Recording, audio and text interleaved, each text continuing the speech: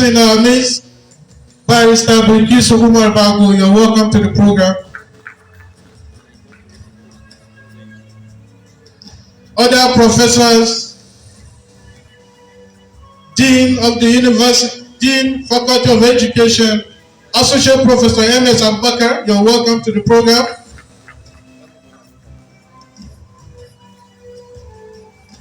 Dr. Salahuddin, Faculty Examination Officer, you're welcome to the program. Dr. Asam Usman, HOD Science Education, you're welcome to the program, sir. Dr. Alasan Daigi Usman, HOD Vocational and Technical Education, you're welcome. Dr. Aminu Muhammad, HOD Art and Social Education, you're welcome to the program. Dr. Isa Seidu, HOD Education, you're welcome to the program. Other dignitaries, speakers, panelists, students, and friends of Abdulkadir Kure University, you're welcome to this program. Before we kickstart the program properly, we'd like each and every one of us to pray within our various faiths, please, in 1 minute.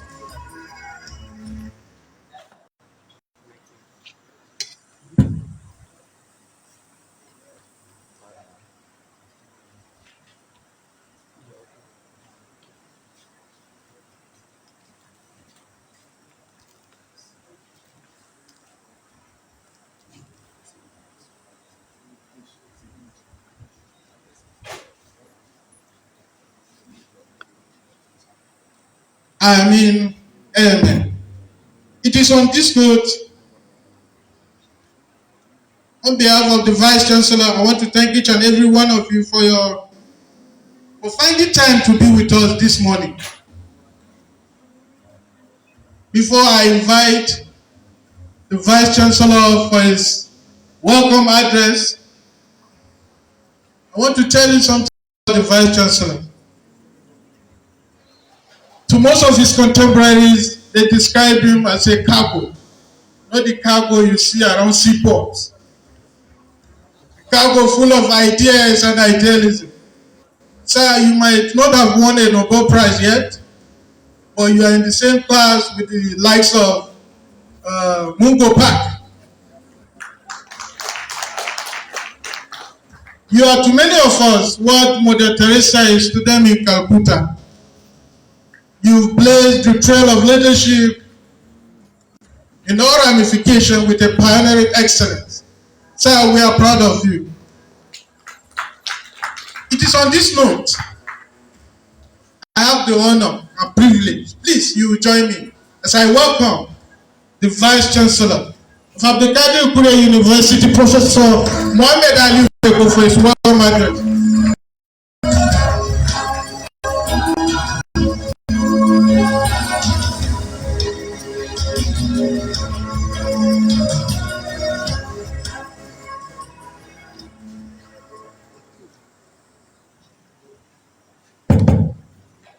A'udhu billahi minash shaitanir rajim.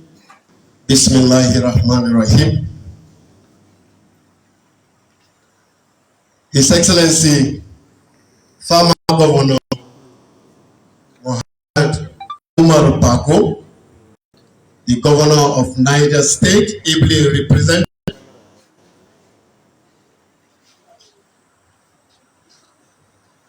the Honorable Commissioner, Ministry for Tertiary Education, also ably represented, our Chairman of Governing Council of Abdulkadir Kure University, Minna, Professor Kutai Yahya, and all other members of the University Governing Council, also represented. Distinguished professors, invited guests, my colleagues, management staff of Abdulkadir Kure University, Minna, other members of the expanded management of the university, the Dean, Faculty of Education, and all the staff of that pioneering faculty of Abubakar Abdulkadir Kure University, Minna. Other lecturers, non-teaching staff, our dear students, pioneering students of Abdulkadir Kure University, Minna. I believe you should give yourselves a round of applause. It is because of you that this university has started, and it is because of you His Excellency is so proud, and it is because of you that we are establishing a university culture at Abdulkadir Kure University, Minna. Ladies and gentlemen, members of the press, security forces, it gives me immense pleasure and privilege to stand before you this morning to welcome you as the chief host of this program, which we call Entrepreneurship and Digital Transformation 1.0. Without any doubt, this is something that we hope is going to continue to happen every quarter of the year. The theme of this particular one is accelerating personal and business growth through technology and innovation. The theme could not have been better chosen because Abdulkadir Kure University, as you all know, is pioneering a university that has entrepreneurship central to all its operations. We are pioneering a university where students upon graduation, regardless of the course of study, are going to have to acquire skills that will assist the knowledge they have acquired as well, so that when they do leave Abdulkadir Kure University, they are going to be job creators instead of job seekers. And as entrepreneurship is central to our activities and part of the normal thing that is going on around the 21st century, which is digital skills acquisition, we believe our seminar should start from digital shift. Now, it is my distinct honor to welcome you to Abdulkadir Kure University for this national seminar on the theme Digital STEAM Shift, Accelerating Personal and Business Growth through Technology and Innovation. As the chief host, I am thrilled to see many passionate individuals gathered here today, united by a common goal, which is to explore the transformative powers of digital technology in our lives and businesses. It is because of the importance of this particular topic that we have chosen a professor of AI, a professor of digital transformation, Professor Aliyu Isa Pantami, to be the keynote speaker. Although Pantami is not going to be here in person, he sends his apologies, but you will see him in spirit because he has done for us a recorded message to give the theme of this particular seminar all the credence that it deserves. You'll recall that in recent times, Nigeria has witnessed a remarkable digital shift that has significantly impacted personal and businesses all around the country. The transformation is not just a trend, it is necessary evolution that aligns with global best practices and advancements. As we delve into today's discussions, I encourage you to think critically about how you can leverage technology and innovation to foster sustainable growth in our communities. It is therefore not an accident that the motto of Abdulkadir Kure University is knowledge and innovation for sustainable development. So why is digital transformation important? Digital transformation encompasses an integration of digital technology into all areas of business operation and personal interactions. It fundamentally changes how organizations operate and deliver value to customers. In Nigeria, this shift has been catalyzed by several factors, including increased internet penetration, mobile technology adoption, and government initiatives aimed at fostering a digital economy. You would know that at every time tea in Nigeria, we know that there are about 25 to 30 million out of the 220 million or 230 million people who we have in Nigeria today. And therefore, the digital divide is now a marketplace. In Niger State, we boast of 6 million people. The market in Mina can barely take maybe 5 to 10,000 people. But when you go on the internet, you have the ability to have about 5 billion people who are online at every time. Therefore, whatever it is you are selling, it is for that purpose you need to do a digital shift. For instance, the rise of fintech companies like Paystack and Flutterwave have revolutionized the banking sector in Nigeria. These platforms have made digital payments accessible to millions, enabling seamless transactions across the continent. The success of these companies exemplifies how technology can eliminate barriers to financial services, thus enhancing economic participation.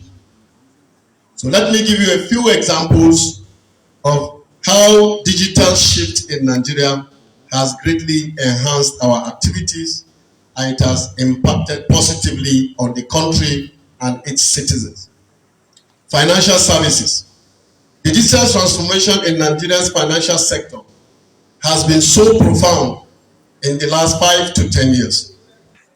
Over 40 to 45% of Nigerian population they now utilize digital methods of transaction.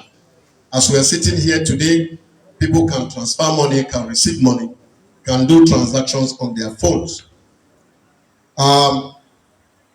This happens through seamless processes such as fund transfer and bill payment. Examples are UBA, Guaranty Trust Bank, and a host of other banks.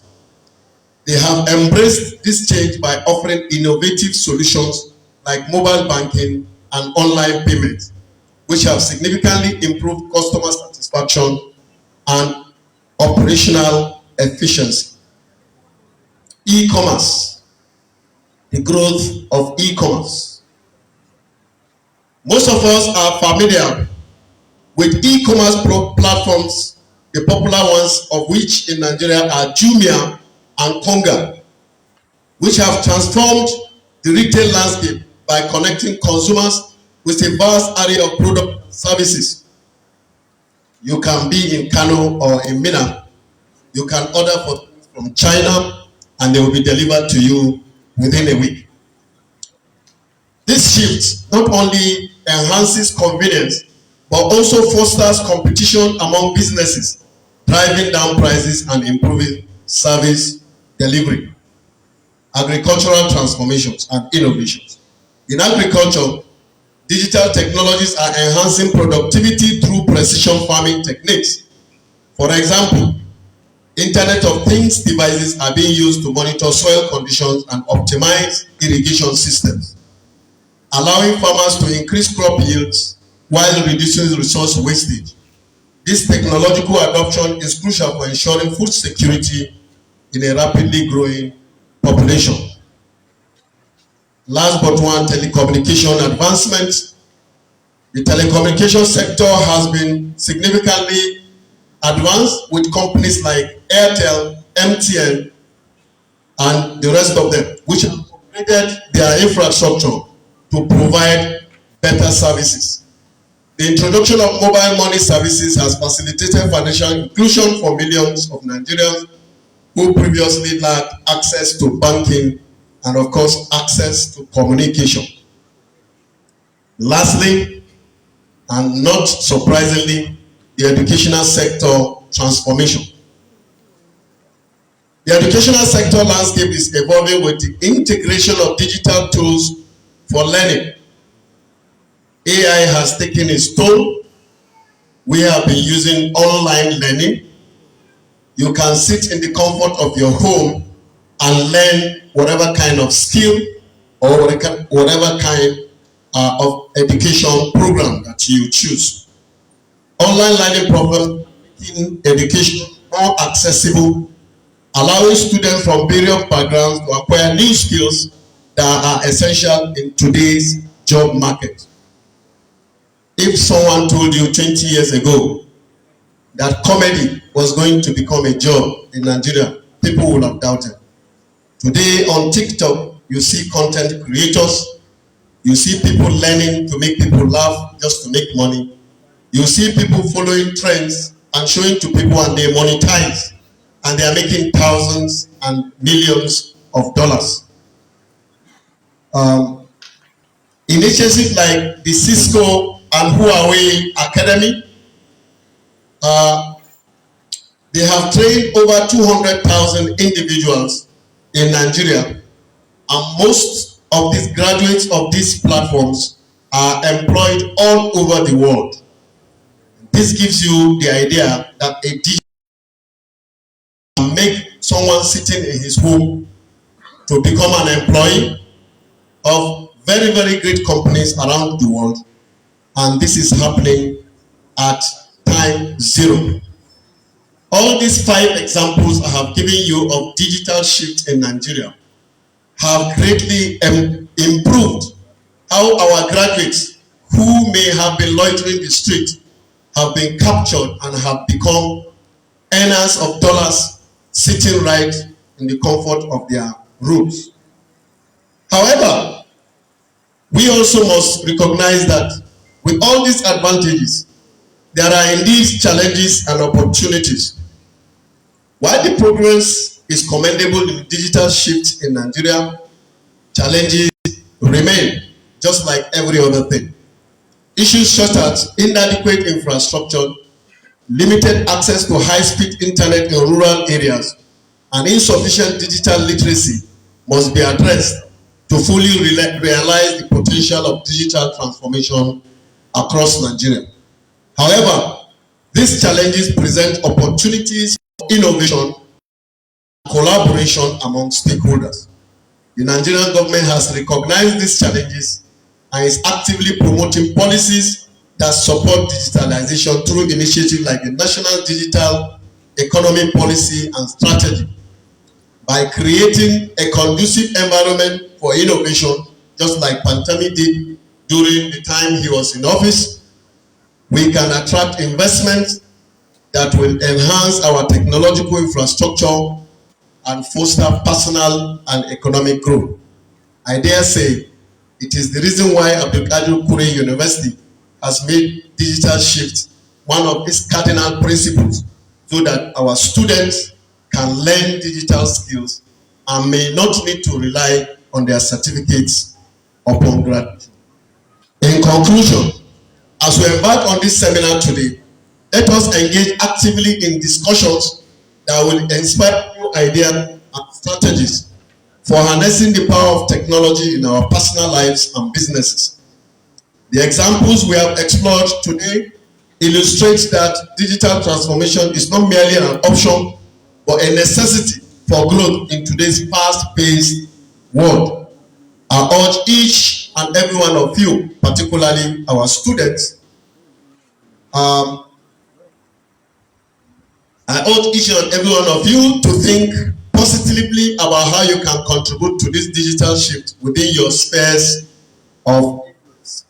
Whatever you are, whether you are an entrepreneur looking to innovate, or an individual seeking for personal development, or indeed to launch a business, you can do that through the digital shift, as there are endless opportunities ahead. Together, let us embrace this journey towards a digitally empowered future where we can accelerate personal and business growth through technology and innovation. I thank you again for finding the time to come here. I look forward to very fruitful discussions, collaborations that will emerge from this seminar as we work together in building a brighter future for Nigeria through digital transformation. As I close, we sincerely thank our numerous sponsors, like you can see on the podium. We sincerely appreciate His Excellency, the former governor of Niger State, who has given us all the necessary support and is providing for us all the enabling environments for Abdulkadir Kuri University to thrive and grow and outpace all other universities in Nigeria, so that Abdulkadir Kuri University will be a place to go for all students who strive to develop themselves and to become global citizens who could be employed by everyone around the world. Because while they were here, they developed themselves critically and they did a digital shift to be able to become good citizens and launch new businesses. I thank you very much for listening, and I wish us a fruitful discussion as I declare this seminar very open. Thank you very much, and God bless. Thank you very much, sir. On behalf of everyone here today, sir, I want to thank you for your extraordinary leadership. Your vision and dedication have left an indelible mark on this institution. We are proud to have you as the head, and you continue to lead with wisdom, courage, and grace. And may your tenure be remembered as a golden era in the history of Abdulkadir Kure University. It is on that note, I want to bring to the notice of the audience that I'm not alone here. I'm together with Cynthia Nka from Parity Innovation Hub, who will be taking over from me. Thank you very much, Mr. Abubakar Gimba. It is such an honor once again to be here. My name, of course, is Sylvia Nka. Thank you very much, the Vice Chancellor, Abdulkadir Kure University, Professor Muhammad Ali Paiko, for the welcome address. It is now time for us to hear from the Director of ICT, Abdulkadir Kure University, in person of Umar Ramadan Zakari. Please let's welcome him for the remarks.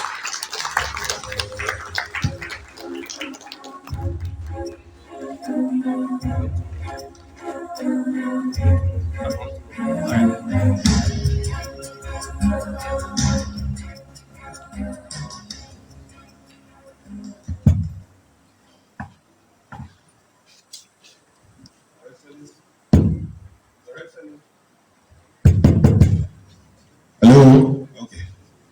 Your Excellency, the former governor, ably represented, the Commissioner for Tertiary Education, ably represented as well, distinguished Vice Chancellor, members of the Council represented, members of University Management, my colleagues, speakers and panelists, and participants. Good morning all. It is my pleasure to welcome you to this seminar on entrepreneurship and digital transformation. This event reflects our commitment to shaping a future driven by innovation, creativity, and sustainability. I'm honored to stand before you as your host and the Director of ICT of this great university, Abdulkadir Kure University, Minna.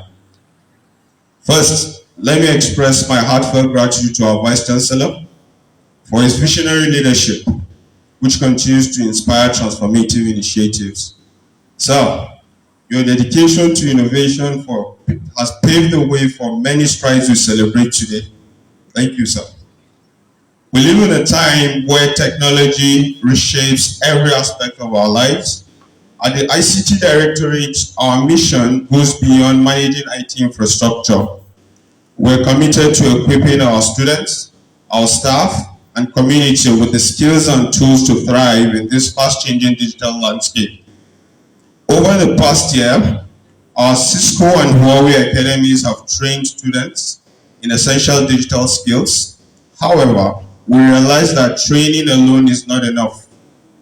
True transformation occurs when knowledge turns into innovation and ideas evolve into businesses. This inspired the creation of the Green Tech and Entrepreneurship Hub. It's a hub where it's a space for students, startups, and the community to develop sustainable solutions through technology and entrepreneurship. Our efforts align closely with the Niger State's developmental goals and the National Digital Economy Agenda, focusing on youth empowerment, job creation, and economic diversification. The theme of today's seminar, Digital Shift, Accelerating Personal and Business Growth Through Technology and Innovation, speaks directly to these priorities. Therefore, our goals today are to educate participants on how ICT can unlock opportunities, inspire bold ideas and collaborations, and to showcase the potential of the Green Tech and Entrepreneurship Hub as a driver of innovation and growth. To our students, you're the future. Use this opportunity to learn, to ask questions, and to network.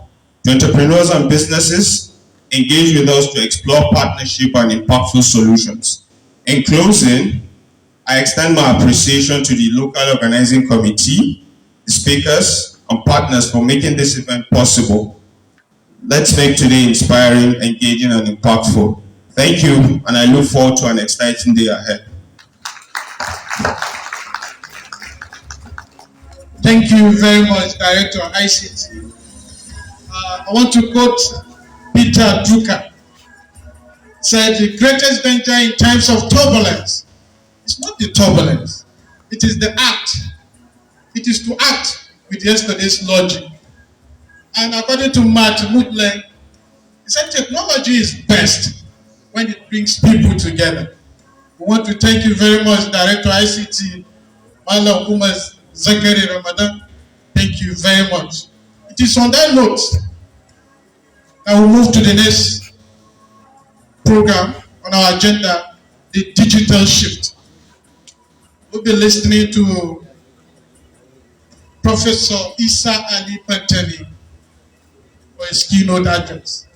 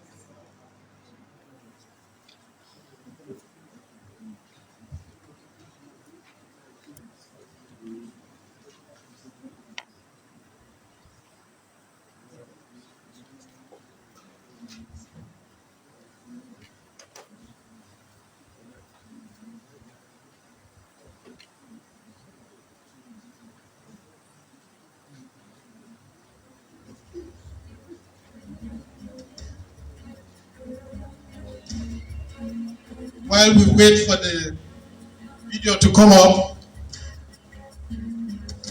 I would like to quickly recognize the presence of Deputy Librarian of the Kadi Kure University, Dr. Miriam Aida Salubwe,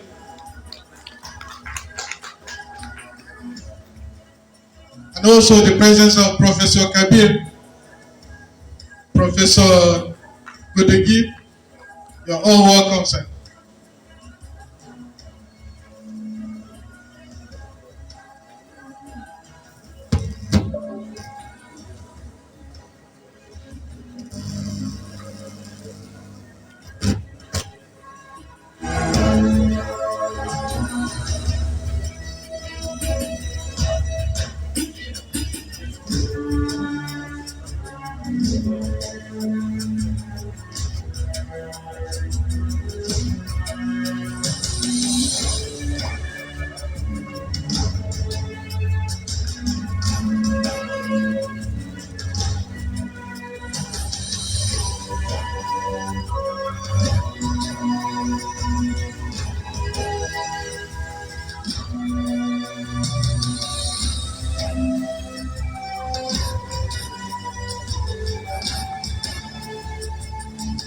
The video will soon come up.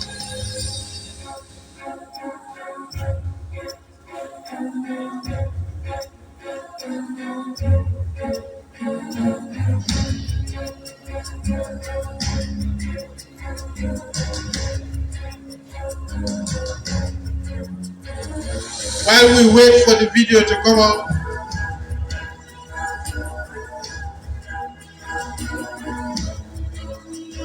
can we quickly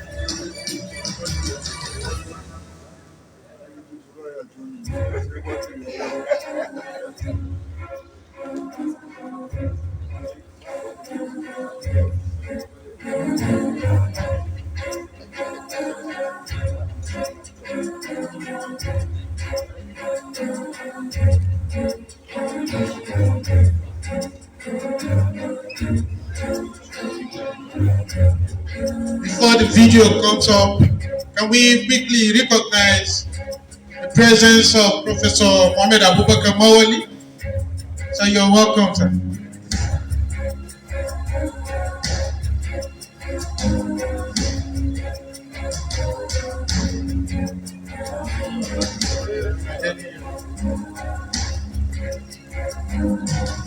I also want to recognize the presence of Samuel Adeni.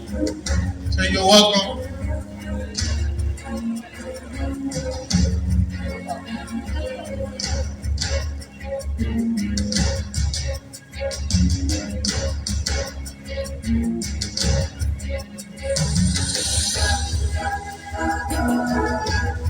I also want to recognize the presence of Abdullahi Abubakar and Mr. Emmanuel Jibolu. I also want to recognize the presence of Saeed Abdullahi.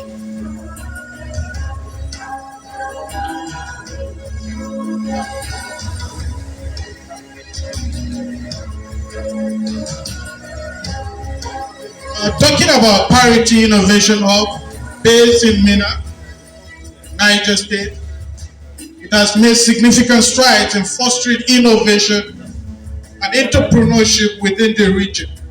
Their achievements include idea incubation, community building, training programs, events and meetup, partnership among others. Partnership. They are partnered with NSIP, Afrofood, NYC, among others. We want to sincerely appreciate our sponsors and each and every one of you for finding time to be with us today. While we wait for the video to come up, can I invite respectfully one of the speakers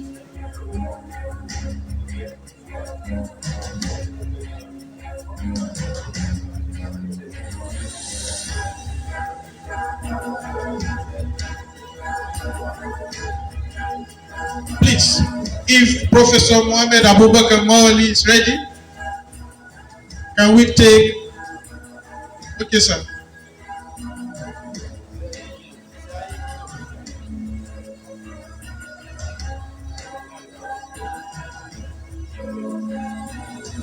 Please, let's exercise some little patience. By having some technical issues, we'll soon address them. I want to thank each and every one of you, the energetic staff of Abdulkadir Kure University,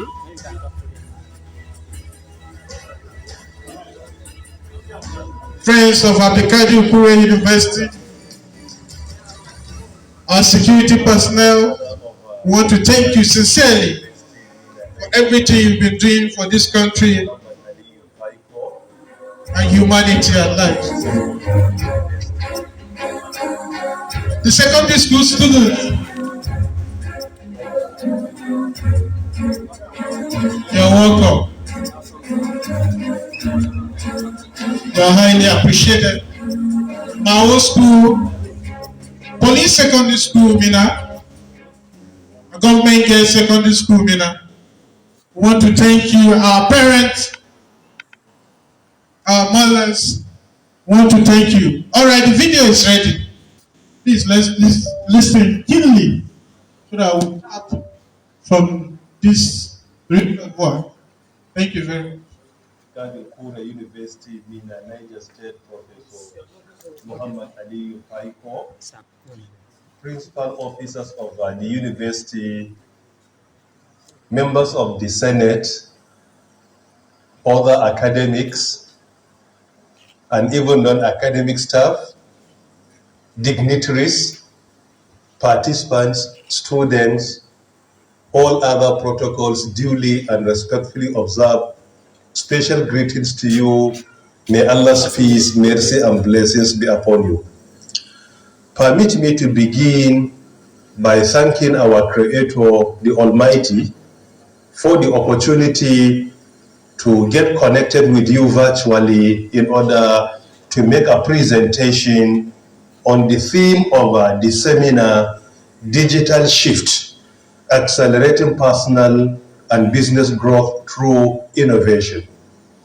Furthermore, I want to use the opportunity once again to thank the Vice Chancellor and the entire management of the university, and in fact the entire university committee, for inviting me to serve as the keynote speaker to present the keynote address during this very important seminar. I appreciate the invitation.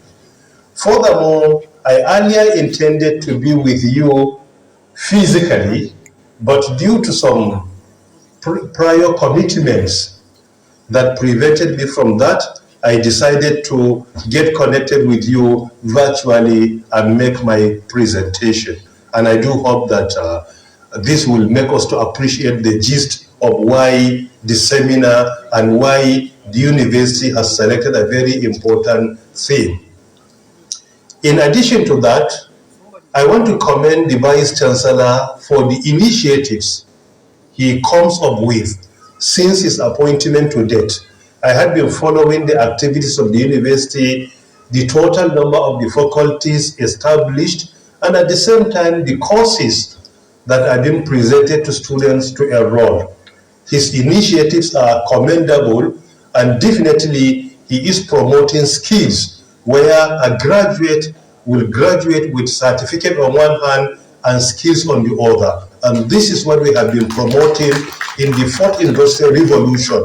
It is all about promoting skills and making sure that our certificates are not empty. Rather, they are overloaded with skills and we can go anywhere and defend them. The theme of the seminar is very apt. Digital shift, accelerating personal and business growth through innovation. And I do hope that during the seminar, we will be able to understand the benefits of our personal growth and also business growth, particularly through adopting modern innovations that are being presented to us by the fourth industrial revolution, like artificial intelligence systems, blockchain technology, nanotechnology, biotechnology, Internet of Things, augmented reality, virtual reality, cybersecurity, among many others. Furthermore, when it comes to personal growth, there are certain skills that are very apt, they are essential in this contemporary era, particularly when we intend to adopt innovation and be successful in our career. Number one, we need to partake in upskilling and reskilling. Upskilling and reskilling and even cross-skilling are very important. Upskilling, an area where you have been doing your work, you need to adopt new skills in order to enhance your performance, in order to increase the precision and accuracy of what you have been doing, whether in science or in administration or management. In any work you do, you need to partake in upskilling, where you integrate and advance your existing skills, particularly by adopting new skills that will make you very successful, like your soft skills, the way and manner you interact and communicate with others. They are very important. Soft skills, this is like critical thinking, complex problem solving, creative thinking, team management, collaboration, and even emotional intelligence. These skills are important when we partake in upskilling and even reskilling. Reskilling, where you intend to switch from one area of expertise to another. And this is indeed very important. Today, if you look at the fourth industrial revolution, the whole world is becoming more and more dynamic, and it is also becoming more and more flexible, to the extent that your expertise is in political science. Within a year or two, you can become an expert in cybersecurity or artificial intelligence, as the case may be, which is not in any way even related to your discipline. Through what? Through what we call reskilling. The fourth industrial revolution requires experts and academics to become multidisciplinary, to the extent that your expertise is not only restricted to only one discipline, but you can speak on so many disciplines with high level of expertise, as the case may be. And this is indeed very important, including cross-skilling, where you move completely from one discipline to another, from one area to another. So it is important to partake in upskilling, reskilling, and even cross-skilling in order to be successful in the digital era of the fourth industrial revolution. In addition to that, we need to also become digital. We need to be to partake in digital fluency, digital proficiency, and even digital savviness. Today, digital literacy is not sufficient. Irrespective of your discipline, just to become a digital literate is not sufficient. What we need to adopt is to become very proficient digitally, to excel in digital proficiency, digital fluency, and digital savviness. Today, whether you are in art or in social sciences, you will discover that innovation and digital facilities are inevitable. They help you to develop more and more expertise, to attain more precision and accuracy. They help you to save time, energy, and cost, among others. So it is important as part of our personal growth through innovation to ensure that we are not only digital literates, but rather we attain at least an intermediate level of expertise in the area of digital fluency, digital proficiency, and digital savviness. In addition to that, we also need to excel in online learning. There are so many platforms today for online learning, and they are very important. Look at Harvard University. They have so many content that are available online for self-growth, self-development, and self-improvement. They are very important to follow them. We have so many in Massachusetts Institute of Technology, in Cambridge University website, online, in YouTube, University of Oxford. There are so many contents that are being presented by world-class academics, world-class industry players, and world-class government officials that as long as you follow them, you will discover that you will get so many takeaways from them. And these are very important indeed. Coursera develops so many contents that are very effective. When it comes to reskilling, as earlier mentioned, upskilling, cross-skilling, there is a very strong argument of the World Economic Forum report in 2022 where they insist so much on cross-skilling, reskilling, and also upskilling. When it comes to even digital fluency, digital proficiency, digital savviness, among others, there are so many contents of the United Nations through OECD that are very important for us to partake in and see how we can increase our personal growth and development. In addition to that, when it comes to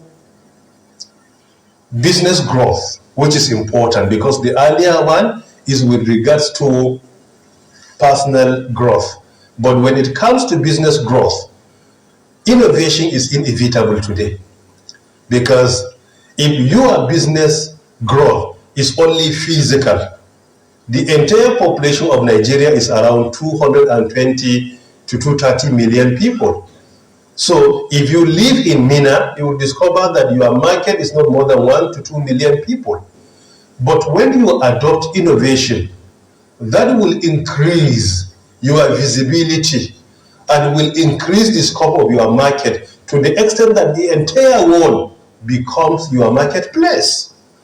As of today, according to the International Telecommunication Union, we have over 5.5 connected to the internet.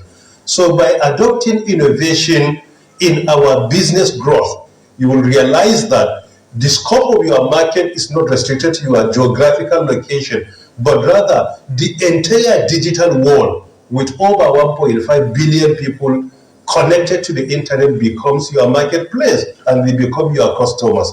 It is because of this that the Massachusetts Institute of Technology in the US has been promoting what we call digital innovation and entrepreneurship. And that is what makes the university very successful to the extent that in 2016, the collective gross domestic product of the graduates of MIT, the serial entrepreneurs of MIT, their collective GDP was more than the GDP of India as a country. With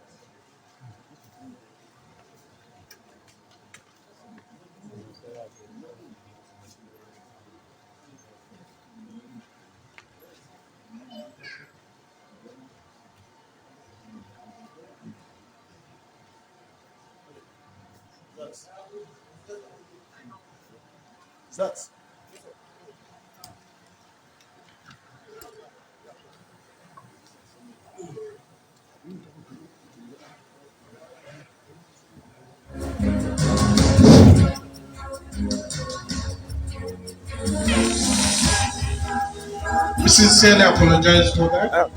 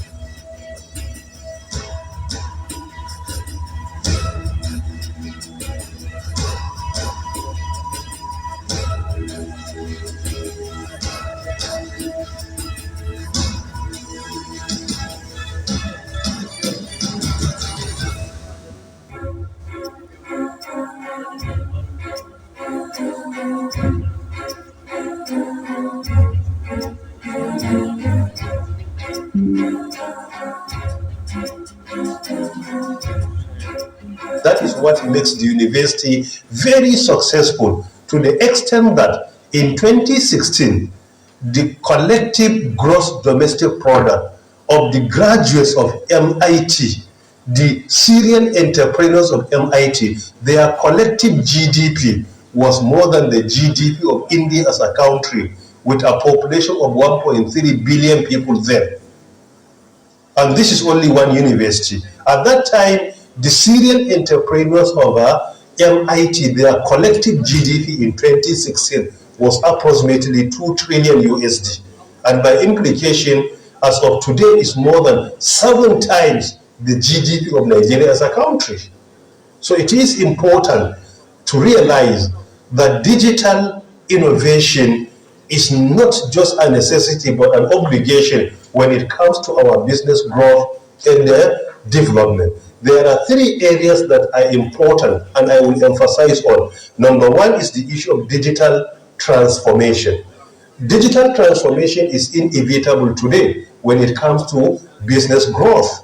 We need to ensure that we adopt digitalization when it comes to customer care, when it comes to order, when it comes to marketing strategy, when it comes to communication. Whatever we do, we need to ensure that we adopt digital transformation in our business. And there is a case study of McKinsey in 2019 that has clearly explained to us that digital transformation is inevitable today in the business growth. Secondly, digital innovation and digital entrepreneurship. I earlier spoke on this superficially, that digital innovation and digital entrepreneurship are necessary today if you want to be successful in your business, irrespective of what you do. Why? Through digital innovation, you will be able to come up with so many initiatives. You partake in thinking out of the box and provide innovative solutions to your customers. That is why Steve Jobs, the founder of Amazon, was asked in 2017 about the secret of his success when he happened to be the richest person in the world. He said one of the most important strategies he adopted, number 1, he said, customer centricity. Try to make your customer to be your king. Your business should not focus on making profit. The first primary thing to do is to make sure that your customer is your king. When he becomes your king, that profit will come automatically as long as your customer is comfortable with what you provide for him. So customer centricity. And secondly, he said passion for invention. We need to continue innovating and inventing. They are important. And also entrepreneurship. By entrepreneurship in our businesses, we will successfully become job providers rather than job seekers. We will become job employer rather than employees. And this is indeed very important. So digital innovation on one hand and digital entrepreneurship on the other is also very important. And this is a concept being promoted by IMT and also UNESCO in their report in 2020. And I do hope that we will consider this in all our business activities, digital innovation and digital entrepreneurship. And that is what motivated me while in office in 2020 when we started the construction of the first ever National Digital Innovation and Entrepreneurship Center here in Abuja in order to provide the avenue for digital innovation and digital entrepreneurship. By May 2023, our last month in office, at that time, the work was 85% completion. So it is important to ensure that when the center is ready in Abuja, we all patronize it. And also, the third one is data-driven decision making. Today in business, decisions are not being made only manually. We have to take decisions based on the data we collect, analyze, and make sense out of it. This is indeed very important. If you go through the Harvard report review of 2019, they insist so much on not taking decision without making use of data. So data-driven decision making is key, and that is what brought about datafication of society.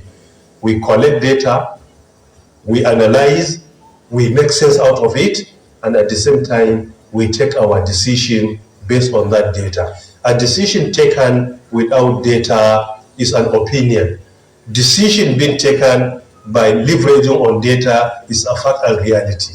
So we have to take decision based on fact and reality, not just based on our opinion. Opinion cannot in any way render our facts and reality to be invalid.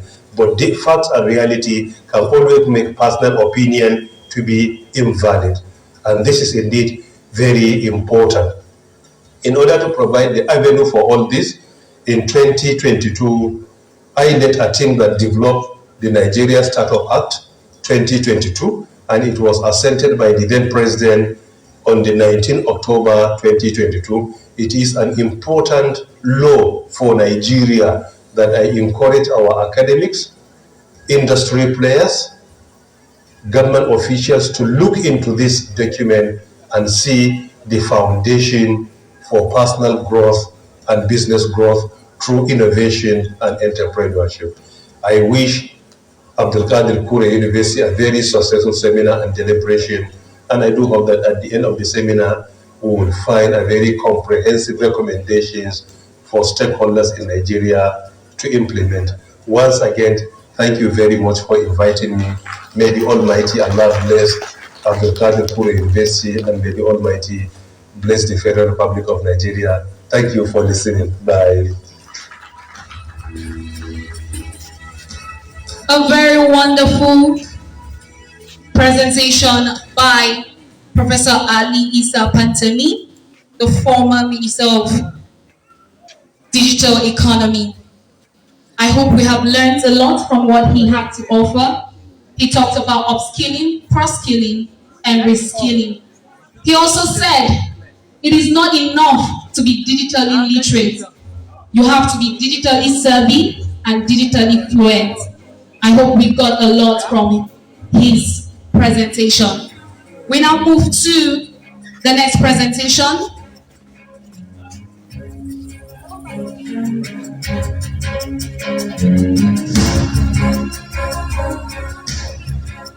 We now move to the presentation by our first speaker, in person of Professor Sule Emmanuel Egia. He is the Director, Center for Arts and Indigenous Studies, Ibrahim Badomasi Babangida University, La Pai. Please, let's clap for him as he...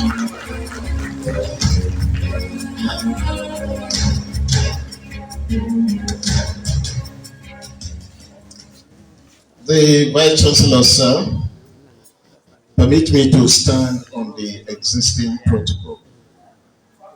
Good morning, everyone. Particularly the students that are here, I want to welcome you, and I want to first thank the Director of ICT of the university for this invitation. I suppose that the way the university has taken off on the platform of digitization, it stands to outpace, to use the Vice Chancellor's word, to outpace other universities within the vicinity here. So while at IBB University we are thinking of our edge over ACUM, the fact that ACUM has started on the platform of the digital, it will go very far and space, because the digital belongs to the entire world. So let me also congratulate the pioneer students of ACUM, the privileged ones, and I want to start by throwing a prep to the students.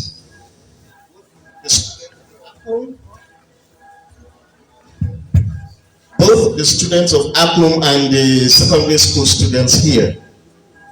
Is there any of you who composes music, writes music?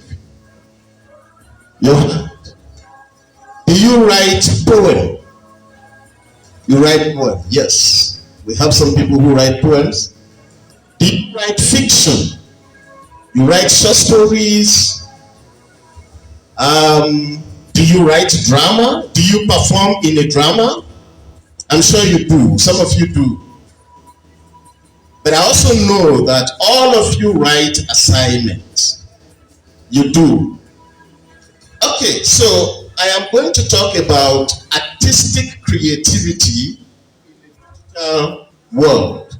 A very brief talk. Artistic creativity is a broad term that covers any kind of cultural production within the arts and humanities. Artistic creativity gives to some of the things mentioned earlier, which include a poem, a novel, a drama, a performance. We see skits, performing using digital devices or technology and putting it online. So perform film, music, painting, work of sculpture. You know, sculpture. Sculpture is not very common at us here, but if you go to southern Nigeria, you see a lot of sculptures all over the place. And even pieces of advertisement. You know, there are some advertisement, the advertisement we listen to on the radio or the advertisement we watch on the TV, the advertisement we read on the billboards. They are all product of artistic creativity. And of course, there's also photographic work. You know, there are some people who are professional photographers.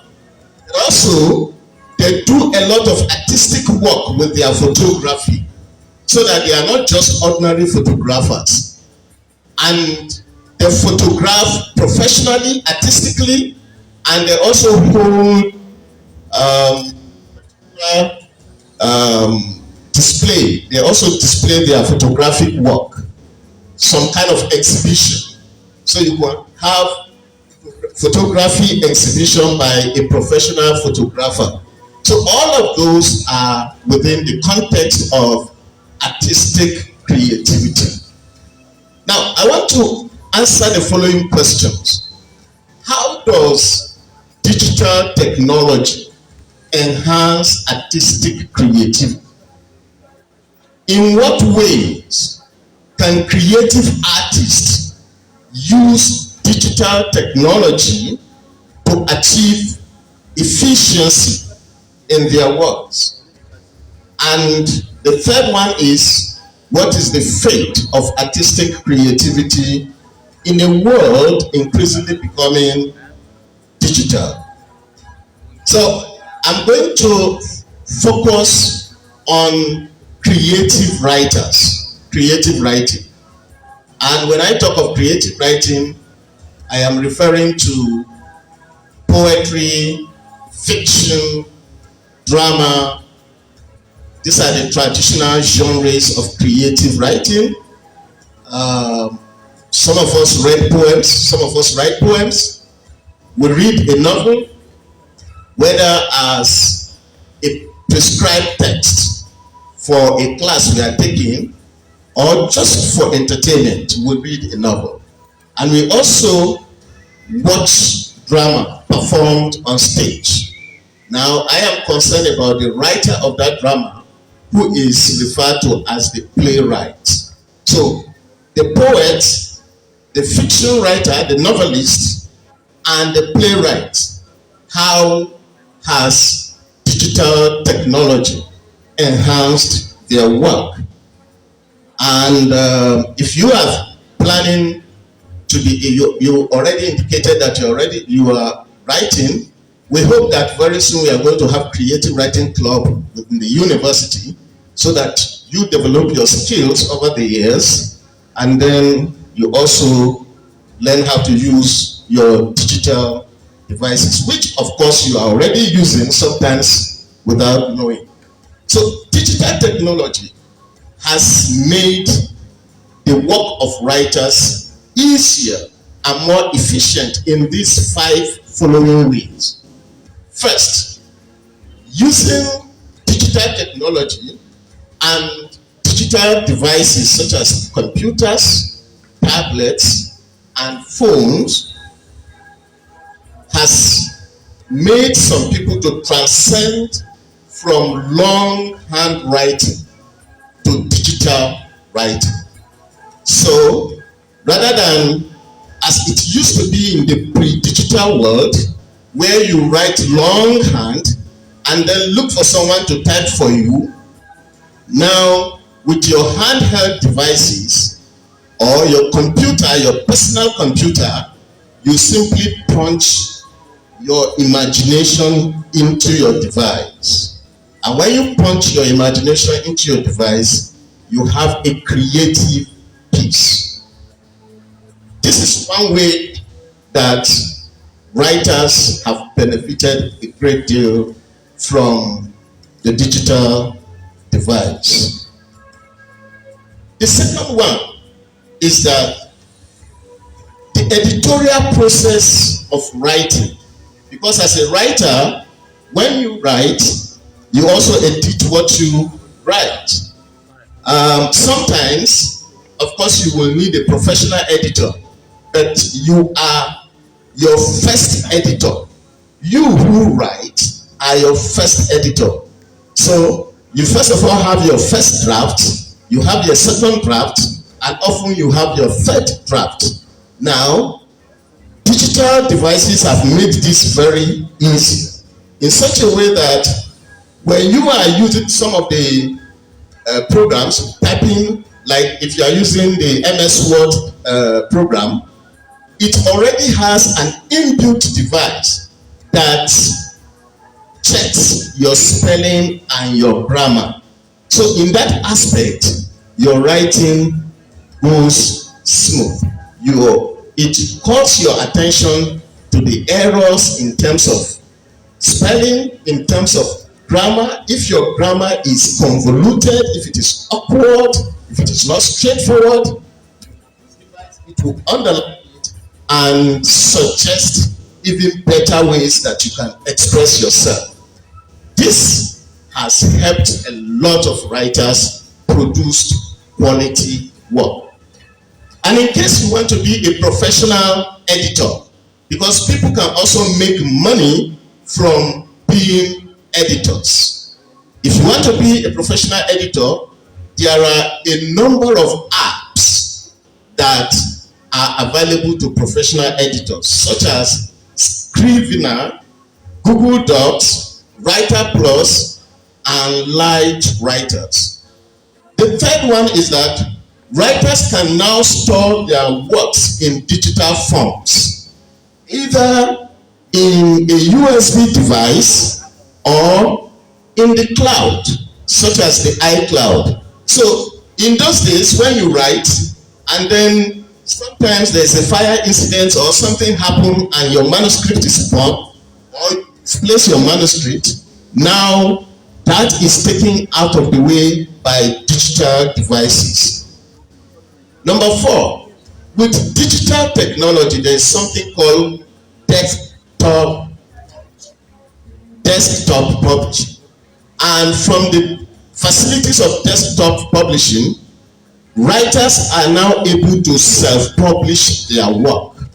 You don't need to send your work to a publishing company far away and you start talking forth about getting it published, but you can actually use this technology to fasten your publishing and make it very fast.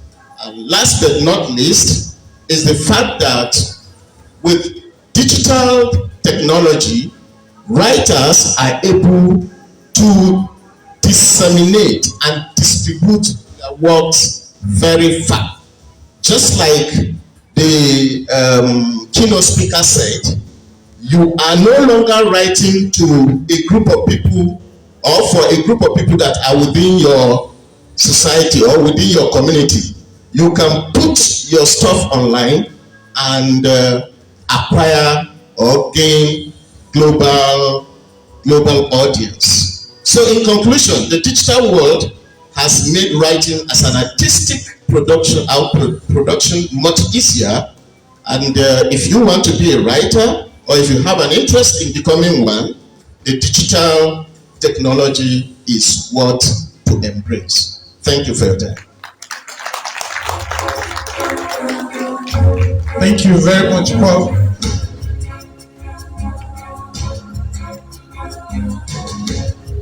Artistic creativity in digital world offers numerous advantages, including accessibility, diverse tools and mediums, collaborations, global reach, cost efficiency, among others.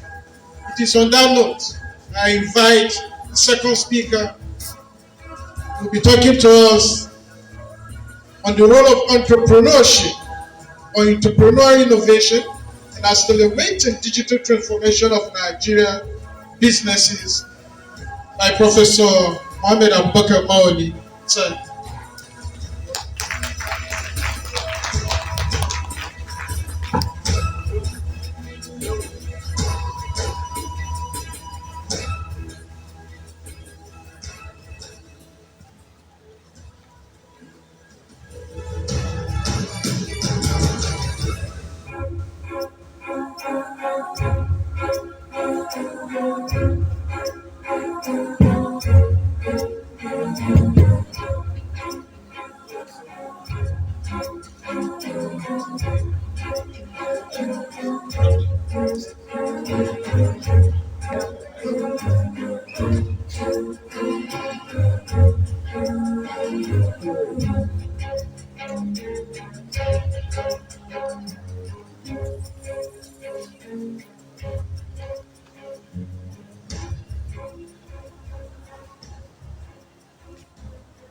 أعوذ بالله من الشيطان الرجيم بسم الله الرحمن الرحيم.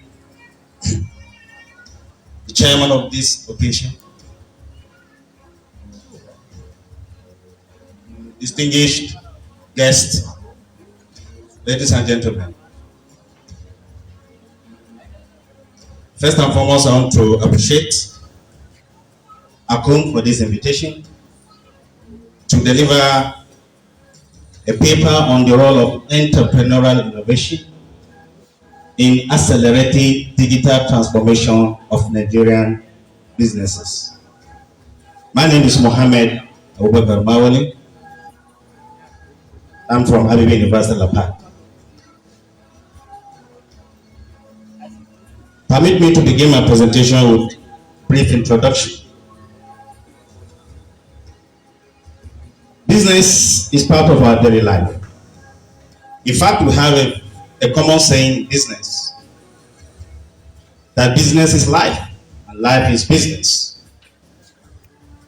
Whether you like it or not, you must partake in it as an actor, for example, an entrepreneur,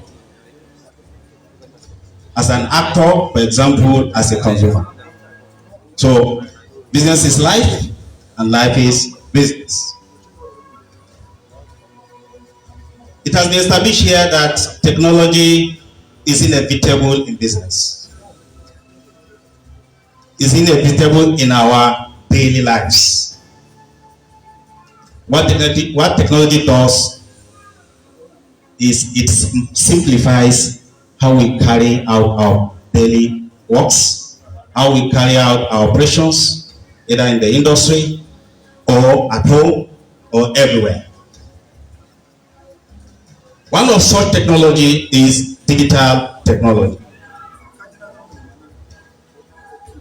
And of course, we are lucky the primary audience of this seminar are students of secondary schools, who of course have been born into what we call the digital age.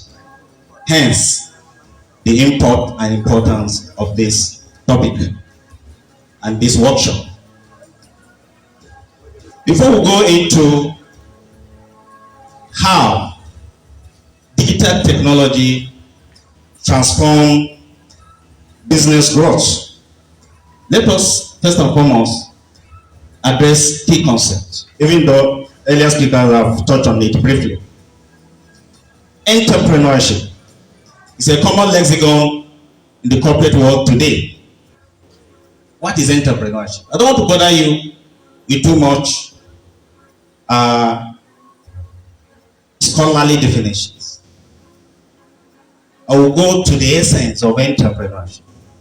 The essence of entrepreneurship everywhere in the world is to bring out new innovations that create value, that impact lives, that put food on the tables of the citizens, and so on.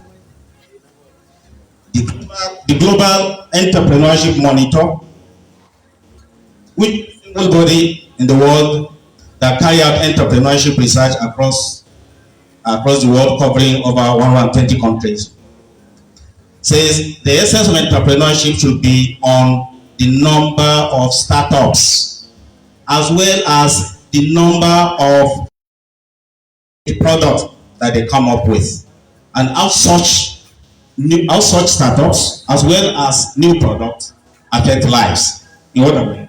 Impact lives, generate jobs, income, and so on. What is innovation? Innovation is all about transforming new ideas into new products that solve problems. And problems are diverse. It can be in the industry, the manufacturing process, it can be in the educational sectors, it can be in the banking in terms of transaction, and so on. It can be in the transportation system. It is diverse. Digital transformation. What is digital transformation?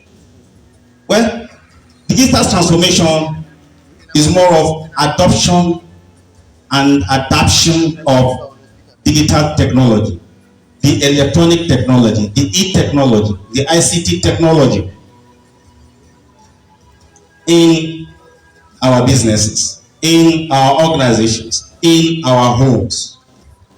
What the Vice Chancellor of ACOM called the integration of technology in our daily operations. It is not enough to adopt digital technology. Adoption simply means buying and using the technology.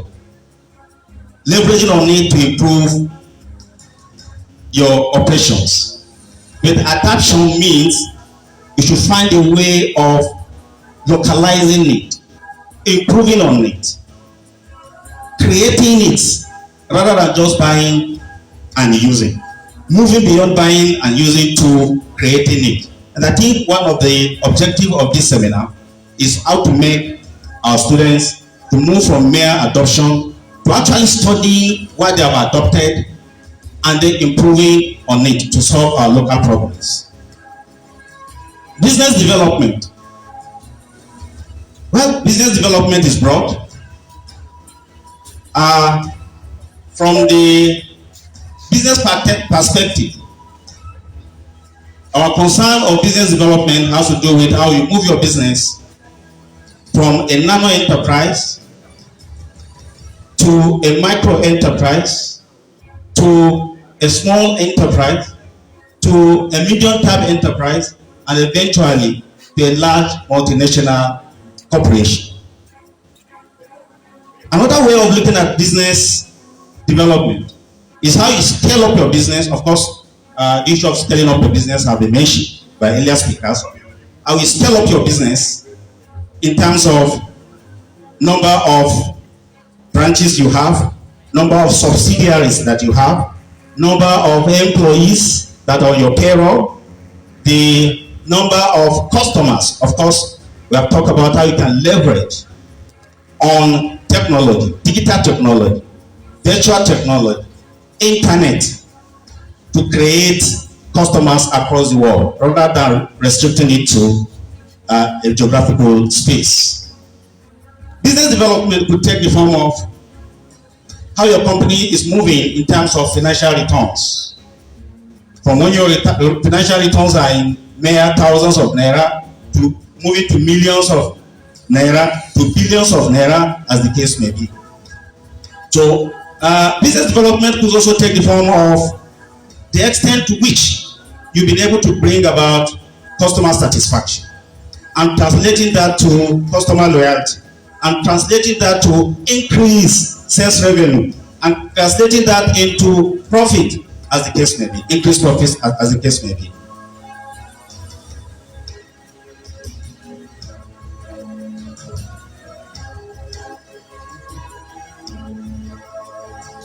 Okay, I wouldn't know. It's not responding. Please help out.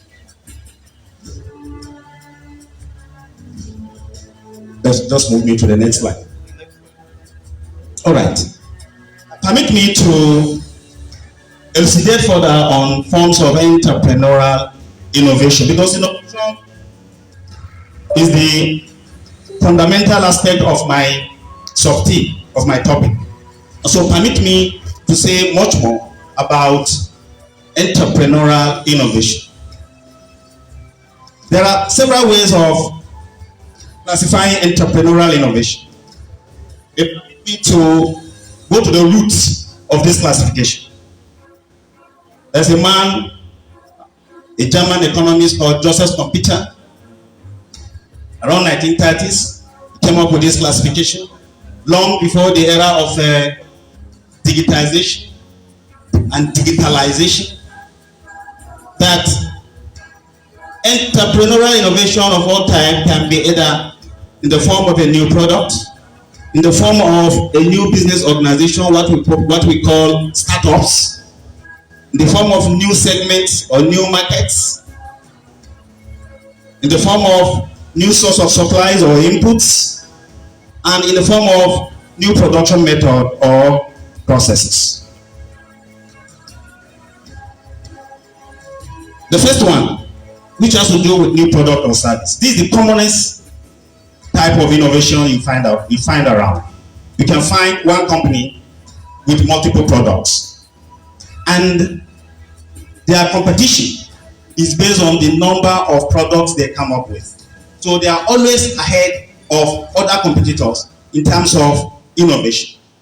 This type of companies usually invest so much in R&D, research and development, and they are always very proactive when it comes to the issue of innovation, strategy, rather than being passive.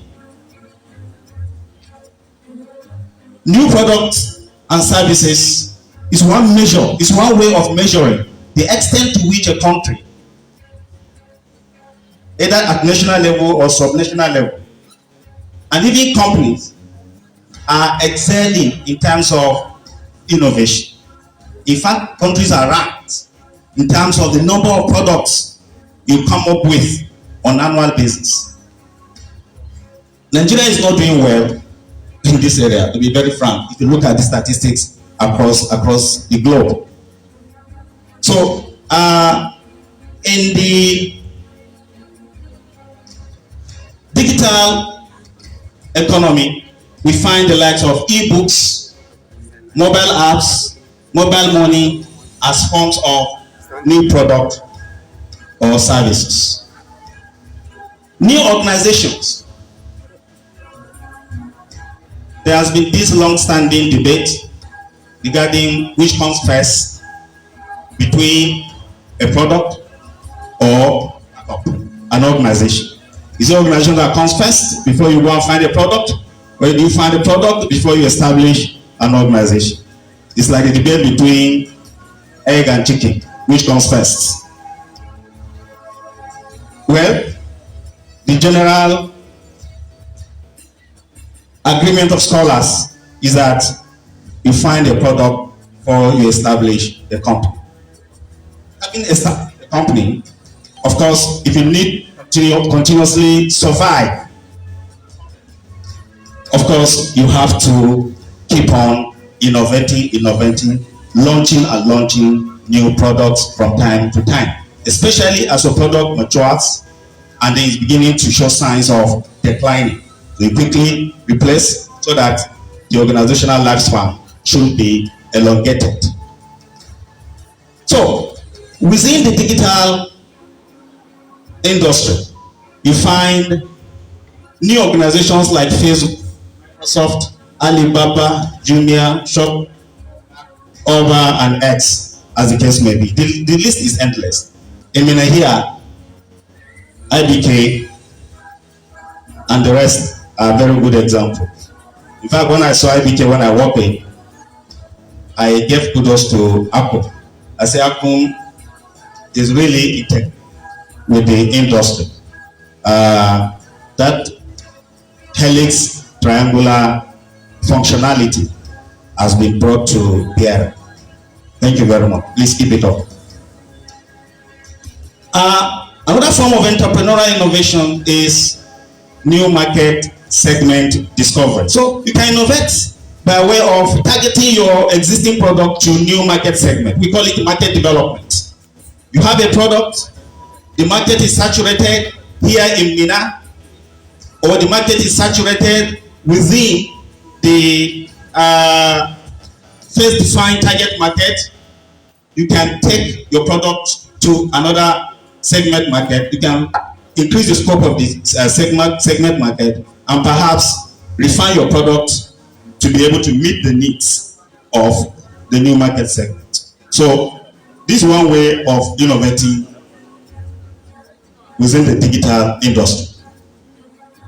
Other forms of entrepreneurial innovation are new source of supplies. For example, in those days we used to rely so much on search engine. Today people are moving on to AI generative tools to as new source of supply or information. New processes or method of production, computer systems, examination result processing softwares, data analytics software, financial transaction apps, business or accounting transaction apps, as the case may be. And I've given these specific examples there from Excel, Python, SPSS, eView, Stata, and what are they. In fact, part of the beauty of part of the beauty of digital transformation is that it's either you are part of it or you are rendered completely irrelevant.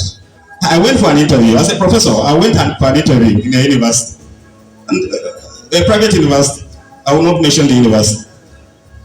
And they were looking for someone to teach data analytics in the Department of Business Administration. And when I arrived, they just took me to a system and said, can you teach Python? Can you teach SPSS? Can you teach Excel? Can you practicalize if you can teach it? And at the end of the day, the job was mine. That was just it. No, nothing more, nothing less. Stages in entrepreneurial innovation. The stage is long. It's as long as 10, 12 stages, but I've shortened it to 5 for easy comprehension of our primary audience, the secondary school students. So, innovation of all types, including digital innovation, follow these paths. First and foremost, you must be able to ideate. Ideation is usually a response to existing problem. If you want your innovation to be of value, you must begin from problem. Find out what constitutes consumer's problem, customer problem, client problem, and then translate it into solution. This time around, we are talking about digital solution. It could be an app, it could be a particular software, it could be whatever, as the case may be. So ideation simply means generating product ideas.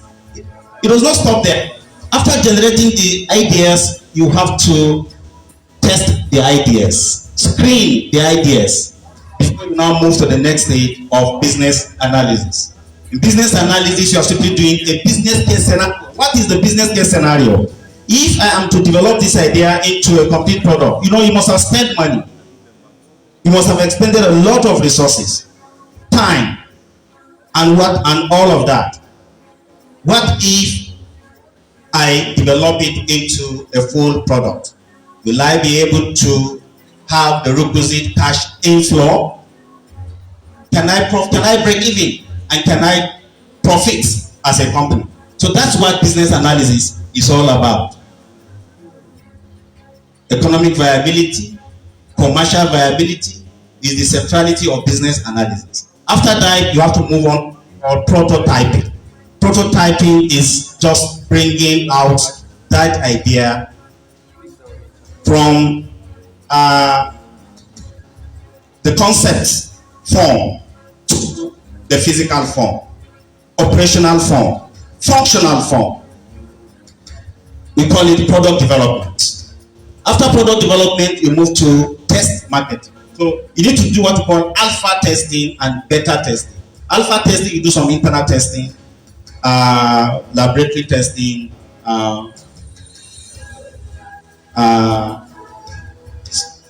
employee testing, and all of that. So give out few samples, call experts to come and try it, and let them verify. Let them tell the story about the effectiveness of that new innovation. So we call it test market. So at the end of the day, you do the beta testing where you move the product to the consumers in the market, but just a few quantity to be able to do that market testing to fulfill all righteousness. And at the end of the day, you have to launch the product. In launching the product, you have to do a lot of publicity. Call the media team and let them help you to carry the product stories through all the medias. Today, the media that is most effective is the social media. Digital transformation. Well, I have been signaled 2 times, so I have to rush through my presentation. Digital transformation take the following form: planning. You have to plan. Planning to adopt a digital technology. Implementation. After you must have procured, you have to implement. As you are implementing, you have to monitor to do some kind of evaluation, and then to see how you can improve. And then you enter. If you succeed at implementation stage, initial stage, you have to move on to the next level, which is acceleration, growth, and then you have to measure the impact that is having on the objectives that you set for yourself as a company. The role of digital innovation in accelerating business growth. I think this is what the entire topic is all about. To what extent does it foster business growth and development? 1, improving productivity. 2, creating revenue streams. 3, improving customer experience and satisfaction. Improving efficiency. Creating competitive. Luckily, earlier speakers have explained each of these that I've mentioned earlier. To permit. So in the digital age, there's need for all economic actors, e.g. entrepreneurs, the agents of entrepreneurs, we call them distributors, and then the end users of the product, we call them consumers, and then the policy makers, we call them the regulators, to continue to adopt and at the same time adapt the digital revolution, the digital technology. Adoption is concerned with procurement and use of digital innovation or product to enhance efficiency, while adoption is concerned with developing digital product to solve client or market segment problems. There's also the need for innovative digital products, which is popularly called by WIPO. WIPO means World Intellectual Property Organization, as intellectual property rights to be protected through the following method: patenting, copyright, licensing, trademark, trade secret, and non-disclosure agreement, as the case may be. At this juncture, I want to round up, and I want to thank the management of ACUN for this opportunity. Thank you very much.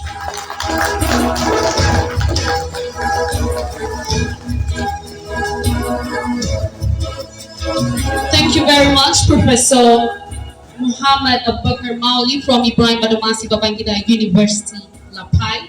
Indeed, technology is inevitable in business. Very quickly, would like to recognize the presence of Dr. Zachary Ibrahim, the representative from College of Education, MENA, and also students of the college. We now move to the next speaker, who will be speaking on the role of AI revolution in transforming Nigeria's economy, in person of Shehu Ibrahim Muhammad.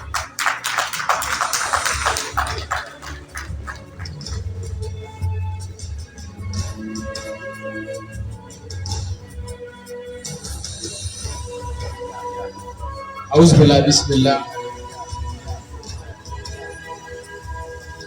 Salatu wassalamu ala rasulillah.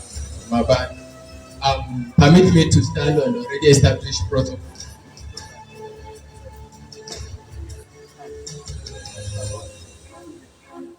Permit me to stand on already established protocol. The Vice Chancellor of Abdulkadir Ikure University, MENA, the Registrar, the Bossa, and all other members of the management team, and distinguished participants. I am going to be speaking a topic titled The Impact of Artificial Intelligence Revolution on Nigerian Economy. It is no longer a dream that artificial intelligence has come to be. It has actually evolved through different layers, ranging from natural language processing, and today we are in the era of generative AI, where large language model has actually decided how things are done and others.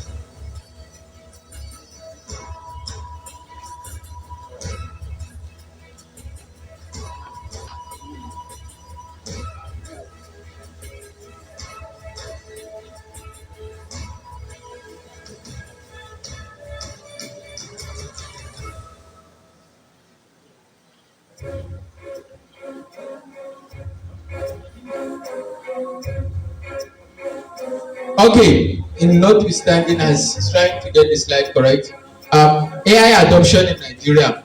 Nigeria, as part of the communities of the world, just like other world communities in the world, AI has become an imperative part, which has actually determined how we do things. And anybody who has not think of how to use AI in his or daily activities or in his businesses is actually left behind, because other people who are using AI in their businesses or for their personal growth, it has evolved to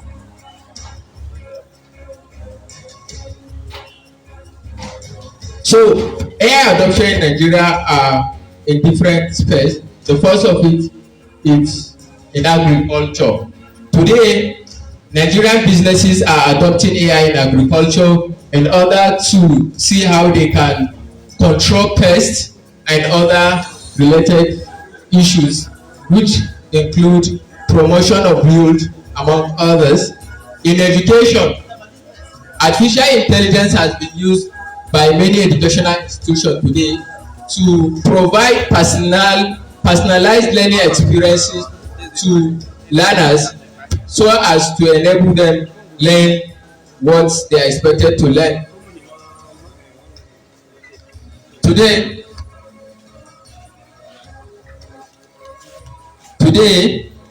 businesses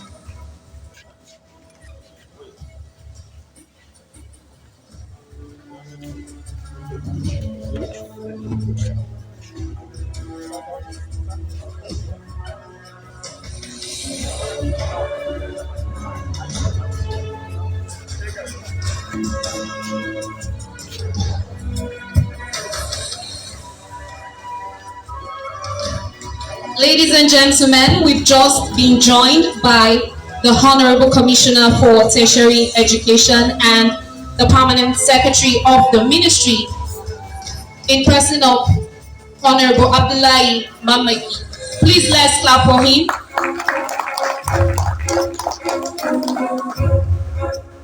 So to continue with my presentation, today businesses such as e-commerce platforms has used AI to study the data in terms of decision made by customers in purchasing goods from their retailers system. We have healthcare. In healthcare, AI has been used to solve complex medical conditions, which such as Brain Bridge in the United States of America has come up with a system where AI can be used to perform surgery without human effort. Energy, AI has been used to predict outcome of energy and its influence on the community. In banking and finance, AI has been used to detect fraud. Platforms such as Flutterwave, most commonly to us in Nigeria, have actually used AI in detecting. And in transport and logistics, well, it has been used to maintain traffic management and fraud and offense detection, among others. Now, what are the impacts of AI on Nigerian economy? AI has actually impacted Nigerian economy in different spheres, as it is projected that by 2030, Nigerian economy will be boosted by about $15 billion, which make it a very huge potential that anybody who is not actually thinking on how to tap from the AI revolution is actually leaving himself behind. In business adoption, approximately of Nigerian businesses are likely to adopt AI, particularly in sectors like cybersecurity, IT operation, and customer experiences. In business adoption, if you are a business owner, you should begin to think, how can you use AI to reduce human-led effort, because you are competing on other business owners who are using AI to do their businesses. Market forecast. AI can be used to forecast market prediction, and it is expected that the growth will increase by 7.8% by 2025 and 2030. Nigerian government has not actually been left out of it, as it has come up with policies program that will promote artificial intelligence and its adoption in Nigerian soil. I'm going to skip this part because it looks the same with what I have said earlier. But most importantly, I'm going to talk on educational and skills development. Today, large language models such as ChatGPT and others, their knowledges are actually being updated in 3-month interval. And it is quite unfortunate that in our Nigerian universities, some people are still using the knowledge they have been using 50 years ago to teach students whom there is AI presence, whom knowledge is being updated every 3 months. So it is a very call to action to all of us to take it as important factor to consider while planning curriculum, student experiences, among others. What are those challenges facing AI adoption in Nigeria? One of the most common challenges is infrastructural gap.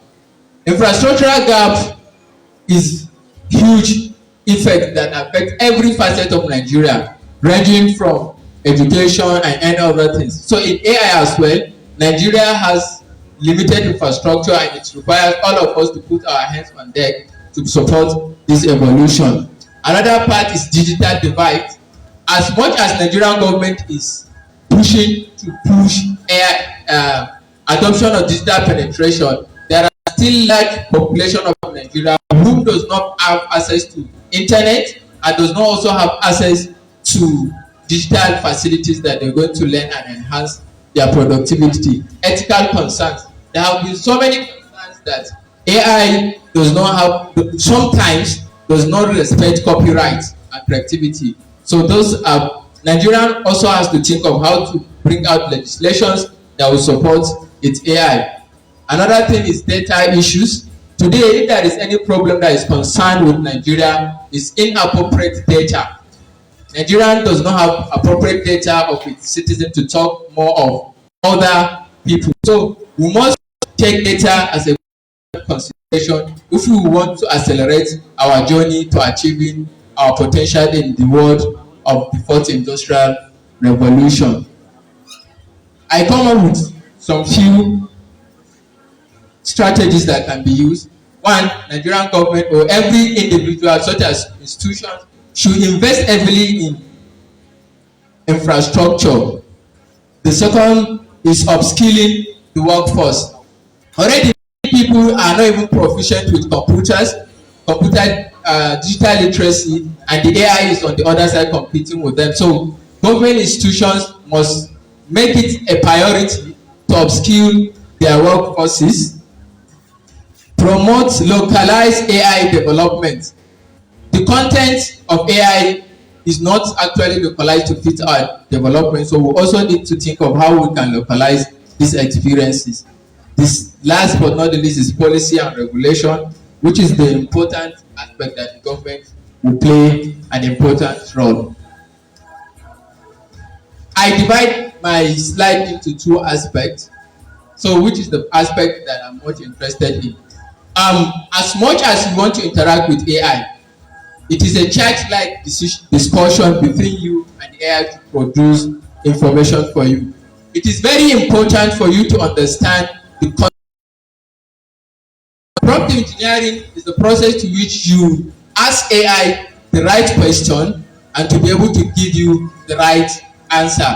When you give AI a wrong or an ambiguous instruction, it's definitely going to give you an ambiguous answer because of what they call hallucination. AI hallucination occurs when you give it, because it just give you back information that it has been trained on the data. So once you are not able to give him the right instruction, it's going to give you the wrong answer. There are three major strategies if you want to achieve a good prompt engineering. First of all is precision. You have to be precise and make sure that the question you are asking is precise enough that will guide the AI in answering your question efficiently. Efficiency and innovation. You must master digital literacy well enough to be able to write your prompt. You have to be innovative. You have to think out of the box so that the AI will give you the right answer. If you want to write an effective prompt, the first thing you need to make sure is that your prompt should be specific. You should ask questions which are specific. For instance, you see in the body, if you ask AI to write about agriculture, he's going to just give you whatever it comes its way. But instead, write a 300-word article on how AI is transforming agriculture in Nigeria. This question is being specific and is directing the AI to ask the right answer. Another thing is context. You have to provide contextual area that you want the AI to respond to your question. In the essence, what is context? Context means that you have to provide all relevant information that the AI is needed. An example I provided is that draft a business pitch for a fintech startup in Nigeria targeting rural communities with micro-loan services. This will enable the AI give you the actual answer you are asking it. Another thing is, sometimes I write my prompt 10 times before I give it to the AI. It's because you have to refine and enhance your prompt for you to get the required result at the end of the day. Another important thing is I just provided some examples of good prompts. One is on business plan. Create a 5-step marketing plan for Nigeria SME selling handmade goods online. This will make the AI give you a complete business plan. Another one is on content generation. Write an engaging Instagram caption for a tech startup promoting AI tools for Nigerian students. In context, this is where it's important for all of us that if you are a business owner, there are faceless channels on Facebook, Twitter, and Instagram that are moving at an exponential growth because all its content are generated with AI, and it's superb. You can't even differentiate them because the content ranging from the text, the videos, and as well as the pictures are all done with AI, and it is reducing cost of usage. So if you want some common pitfall you should avoid, the first thing is ambiguity. You should make sure that your prompt is not ambiguous. For instance, you say help me write, not going to write whatever that comes with mind. Another thing is a very ethical concern everywhere in the world that AI provide biased information, and it is biased. Why does it provide biased information? It's because the data is being trained on is not totally holistic. That is why sometimes it provide this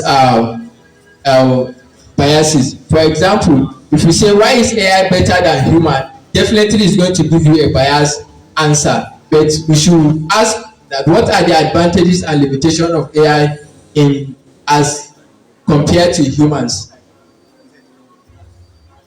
I have already said this, that you have to ask the right question for the AI to be able to give you the right answer.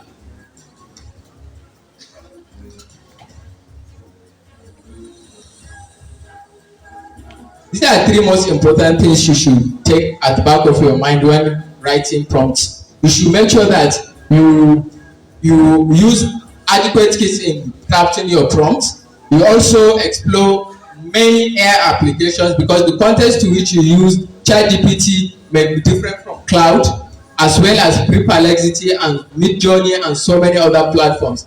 And you should continue to learn and improve your learning. As it is said by Alan Pilot, he said a year spent in artificial intelligence is enough to make one believe in God. This is very important thing, and for us to know that God has actually done a wonderful thing for us to be human and the era of artificial intelligence. This is another quote by Kofi Lee. He said that AI will not take our jobs, but it will change the nature of our work. There have been so many concerns by people that AI is going to take their job, but for me it's make your work easier. But if you refuses to upskill, if you refuses to learn, and if you refuses to embrace AI, it is definitely going to take you out of fashion, and you're actually going to lose your job. And that is not AI that has make you lose your job. It is you who have deliberately lose or skip away your job by yourself. And because of time factor, I'm going to stop my presentation here by saying that whatsoever you are, you should always believe that continuous learning is the right decision you should take in the fast evolving world.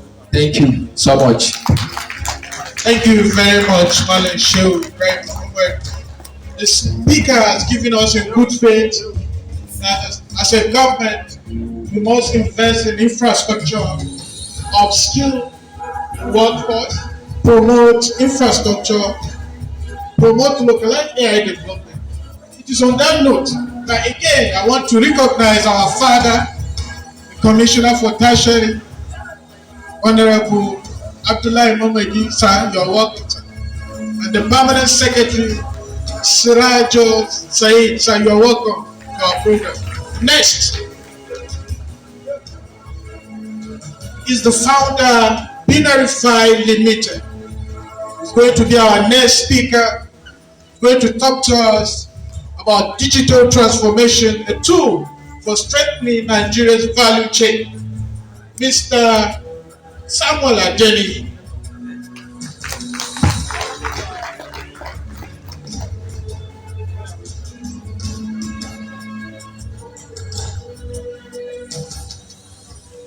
All right, good morning, everyone. Permit me to stand on existing protocols. Some of my mentors around, and thank you for the opportunity. Chancellor Ibli, the speakers, and all of you participants. I'll just dive into my discussion immediately. So I'm here to speak on digital transformation and a tool for changing the Nigerian chain value system. It will interest you to know that in every crisis, there's an advantage called opportunity.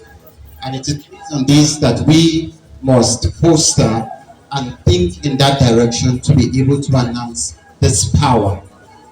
About 70%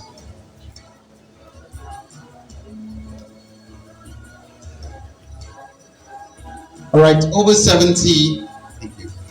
Over 70% of the SMEs in Nigeria struggle due to supply chain inefficiency. My name is Samuel Adeni, the founder of Binarify, and I have a goal to redefine what is possible through technology. For the next few minutes, because of time, I would want you to pay attention to the few things I'll be discussing and sharing with us. I'm going to run through my slide very briefly.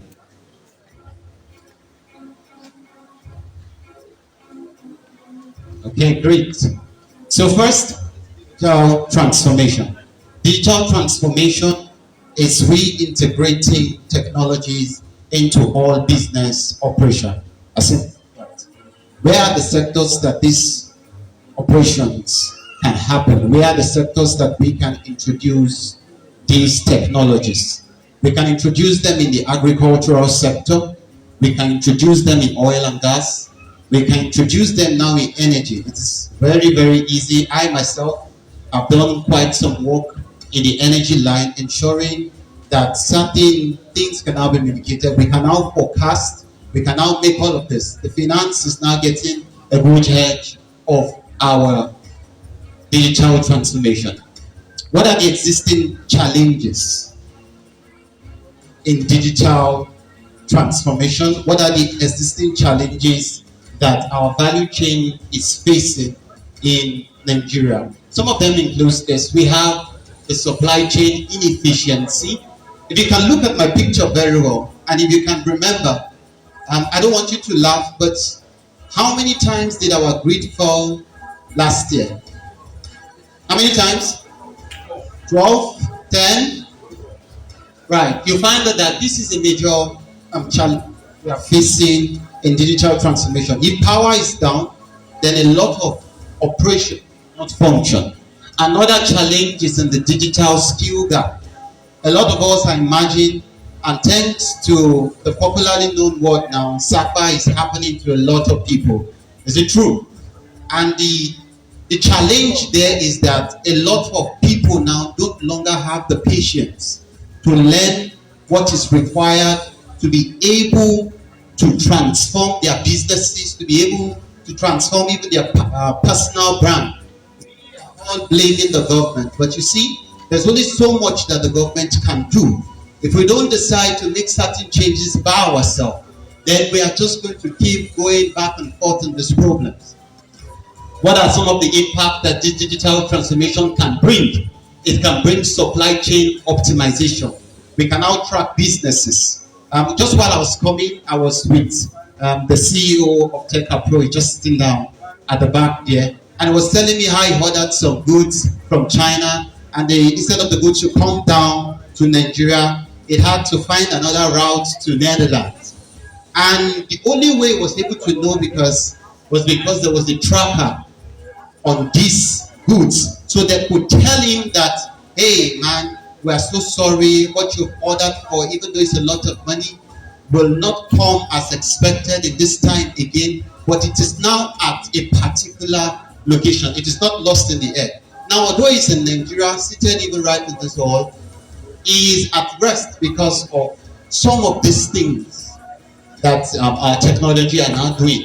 Our market expansion can be greatly enhanced with digital transformation. What are the real life examples? I just highlighted 3. There are plenty, very enormous of them. Jumia has made life easy. I'm not talking about Temu. I know all of you have been seeing Temu, right? Have you been seeing Temu? Temu has been doing a great job. But the only reason now why we can buy things without our house is because of transformations like this. Now, as a wrap up, why is digital transformation slow in Nigeria? First, it is our infrastructure inefficiency. The challenge there is killing us. I'll tell you a little story. As a wrap up, I was going to write an exam one day. It's a lot of money, and I was privileged to be part of those people from another country. So while I set up, I've been preparing for weeks, and just for me to just plug in my computer, get my space, and do my thing. Just 5 minutes into the exam, our network decided to show me some shaky. And I went on, switched from MTN, went back to Airtel. I don't know what happened that day. I guess it was my lucky day. But long story cut short, I wasn't able to take that kind of exam, and I lost just because of there was poor internet service. Now imagine if I was going to make $1 million that day. What am I going to tell my friends? That I didn't have 1 million today because there is no internet access. So why is digital transformation slow? Infrastructure is poor. We do not want our grid to keep falling so that operation can continue. There is cyber security risk. If you remember in the last few weeks, companies, organizations, particularly banks like GTB, Zenith, how many of us experienced some troubles with them? Up to now, I think there's still some glitch at some point. The cyber security risk is becoming so alarming. And you see, whenever there is a challenge, it is not to keep us at that same level, but it is for us to solve these problems. Challenges are meant to be solved. That is why they come. So if challenges should come at us and we cannot now provide strategies, then we are not growing. So what are some of the strategies that I have highlighted for strengthening our value chain? I sectioned them into 3 different aspects: the business, the government, and individuals. For the business, it is important that we begin to use tools like the cloud-based system. And I was speaking to one investor one time at Abuja, the chairman of Nexim, and we were just talking, and he said, "Sam, you see all these things that you will just bring your computer and you just press 1212 and boom, it has happened. But where are your office? I mean, look at OPay, we can't even pinpoint everybody now. Look at my own building and compare it to them, but they are making more money." And I had to just explain to him. I said, "Sir, you see, we're now in the age of technology, right? And it is not how big the office now is. What drives now is the strategy that we use in our businesses. That is how we can, because businesses are out for 2 main purposes. Number 1, for impact. Number 2, for revenue. The businesses are not doing this, then it's not growing, right? So businesses should incorporate technology, if you're in the e-commerce, whatever industry you are, please incorporate it. For the government, we need, we can't overemphasize this, we need infrastructures. We need infrastructures that can help us bring our ideas to life. And for individuals, please skill up, learn. I am really happy for what Abdulkadir Kuri University is doing. Thanks also to the VC, it's doing an amazing job. So we need to upskill, we need to keep learning. Whatever you've known last year might not be relevant this year. You need to upskill. If you want to solve problems and of course get a lot of money, you need to upskill. And as I wrap up, Nigeria's future lies in embracing digital transformation. That is where our future lies. And my advice is we can all do this together. And what is going to stop us? Nothing. Thank you. Thank you very much, Mr. Samuel Adeni, the CEO and founder of Binary Limited. We now move to the next speaker who will be speaking on navigating the world of digital transformation in person of Abdullah Baba, the CEO and managing partner, Banu Allied Partners. Please let's welcome him.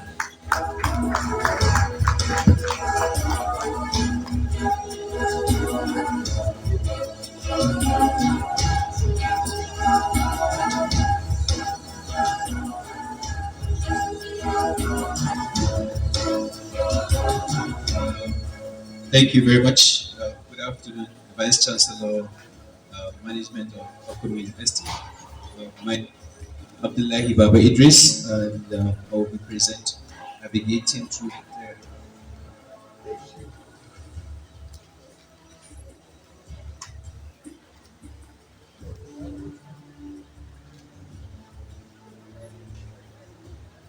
yeah, I will be presenting on navigating the world of digital transformation.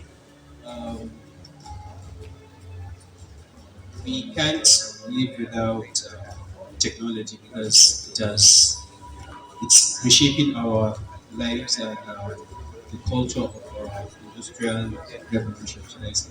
And digital transformation is the new norm. And someone was talking about Temu, and I was like, Temu leveraged AI and IoT to generate over $12.7 billion in revenue in 2023, 2024, I think. So I think they leverage digital transformation more than a lot of e-commerce and all that. So I would think I will give it to Temu. We need to leverage digital transformation to advance our industrial organizational structure and to improve our lives. So basically, most speakers have talked about digital transformation and components which are artificial intelligence. Where's my slides?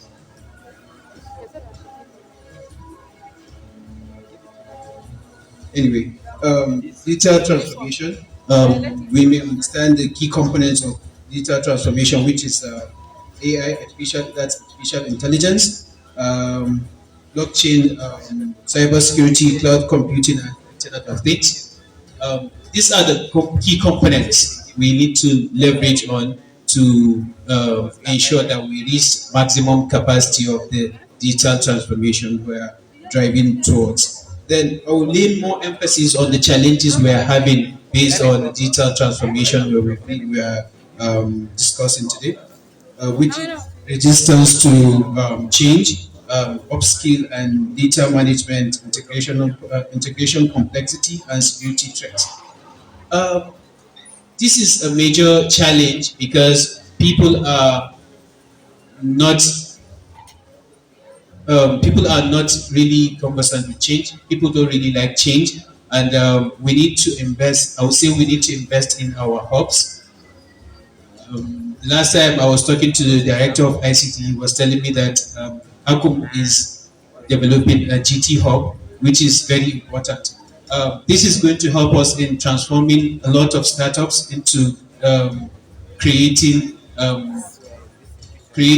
impact, because the main essence of creating startups is about making impact and creating jobs. So which I'm going to lay emphasis on. Hubs need to invest in. So hubs need to invest in bringing up people to upskill, orient people on digital transformation and adapt to change, and also data management. Most startups need to ensure that they keep the data of their participants in good shape.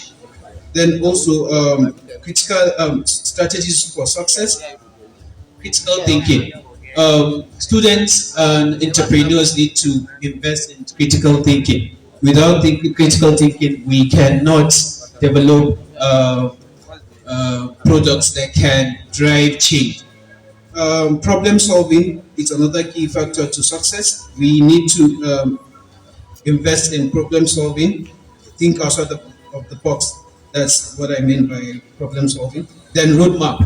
If you are creating an impact project, you need to have a roadmap which is going to help you have a successful project.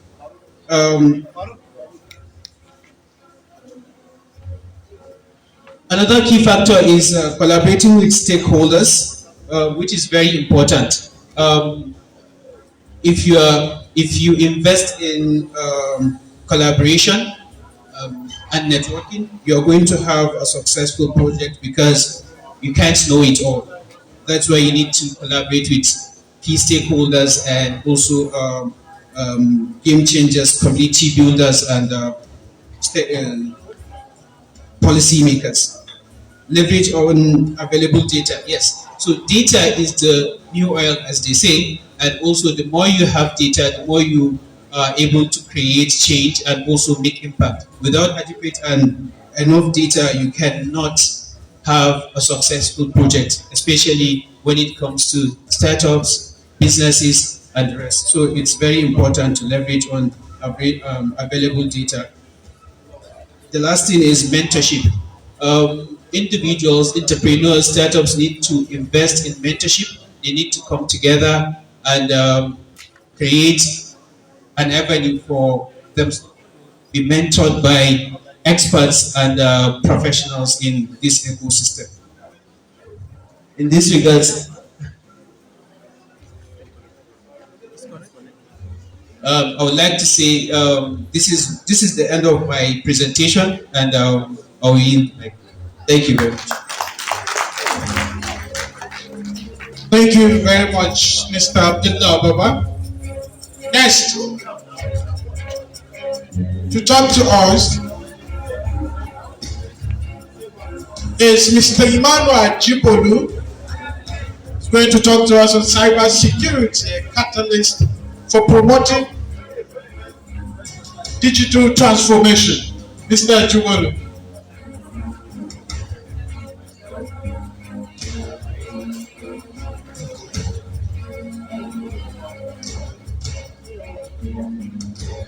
Hello everybody, good afternoon. Please, can I have my slide? I want to appreciate the Vice Chancellor of the University. I would love to appreciate the dignitaries seated before me and stand on the existing protocol. Thank you very much. My name is Emmanuel Akopia Jibolu, and I work as a penetration tester, right? What people call ethical hacking. Thank you very much. And today I will be talking about cybersecurity as a catalyst for promoting digital transformation. Okay. All right. So, like I said, my name is Akopia Jibolu Emmanuel. I work with a company in Abuja with the name Cyber Program, and basically my job involves hacking organization before the bad guys do that, and then we tell them how they can prevent the bad guy from doing the same thing. And yeah. So my outline for today, I have a couple of things to talk about. Please permit me up facing back and forth as I'm talking. I'm not used to the traditional way. We'll try, first of all, right, you can't talk well about something if you do not understand it. So the very first thing we'll be talking about is what exactly is digital transformation. And then after that, we are going to be looking at cybersecurity, the role of cybersecurity in digital transformation, and other things like you have here, right? So what exactly is digital transformation? If you should pick up your mobile phone and look up on Google, you discover that digital transformation is simply the process of digitalizing things using technology to your advantage. So you must first understand this fundamental thing that digital transformation is not just about having fancy computer, it's not just about having fancy tool, right? Is how can I use this thing to bring about betterment in business, bring about betterment in life, about more productivity to my work. If you should understand this fully well, trust me, you are going to get a lot more results from what we've been discussing from the very beginning of this seminar, right? So I have a very funny image here, right? So I'm sick of this caterpillar existence. I'm sick of the traditional mode. How can I make things better? How can I fly, right?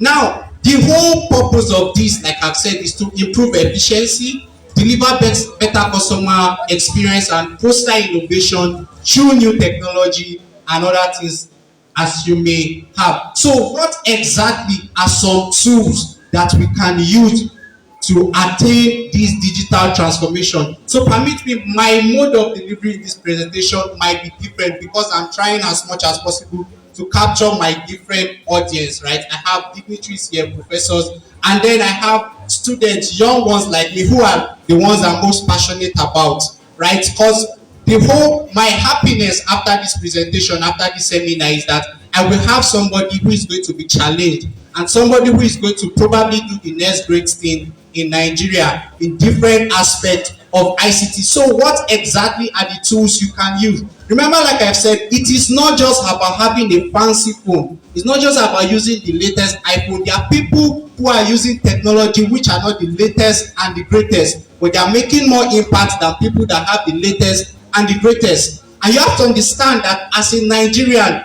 first of all, you are already disadvantaged. I had a conversation a few years back with a top boss of mine, an Israeli, and he said Nigeria is 10 years behind the world. I found it very fascinating, and it was a bit hard for me to comprehend. But then the more I progress in this line of ICT, the more I realize that we are actually 10 years behind. But what then is the amazing thing?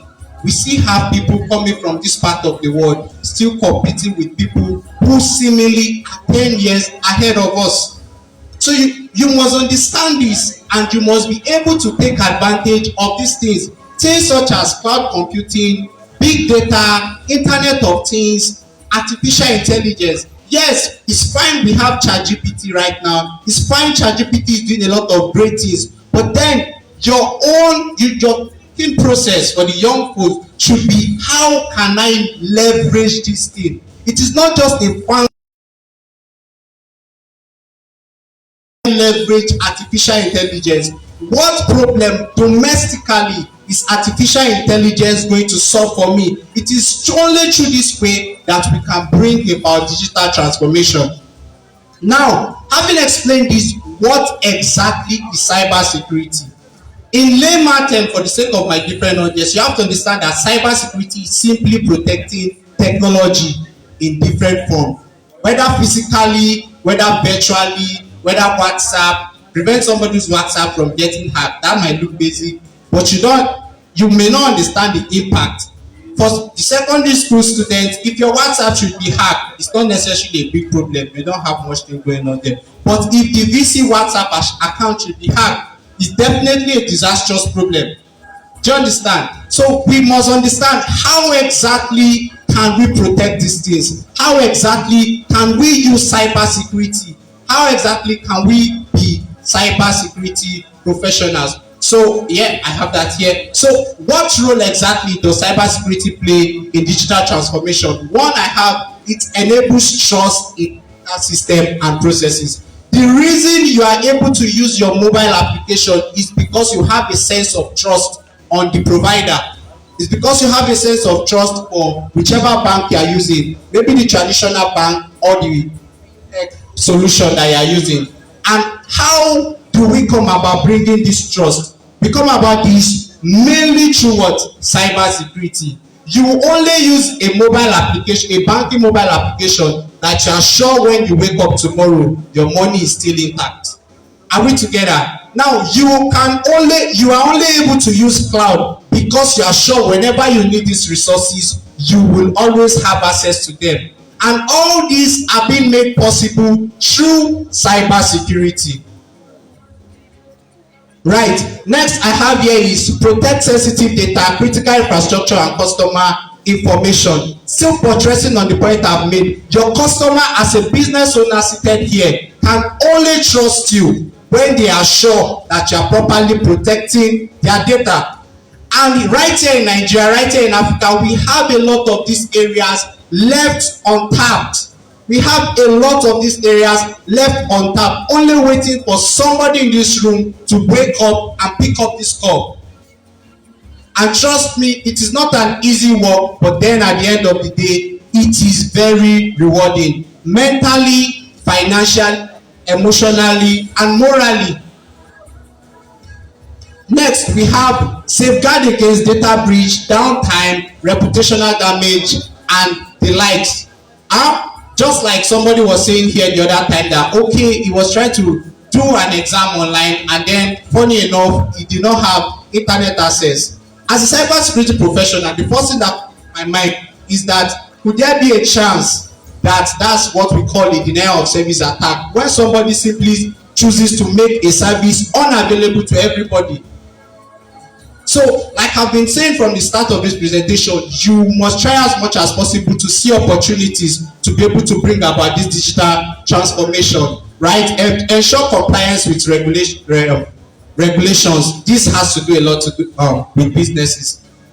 Now, we have quite a number of things, but I've just been informed that my time is wrapping up. So, we use cybersecurity in securing cloud, integration with IoT, AI-based threat detection, enhance customer trust, and foster business growth, just like I've said. So now, having explained all these things, having understand that, we are trying to move from point A, where we are doing things traditionally, to point B, where we want to make sure that we bring about better mode of service. Everybody is complaining about the Nigerian voting system, but we all here know it can be a lot better if we can introduce a digital transformation, right?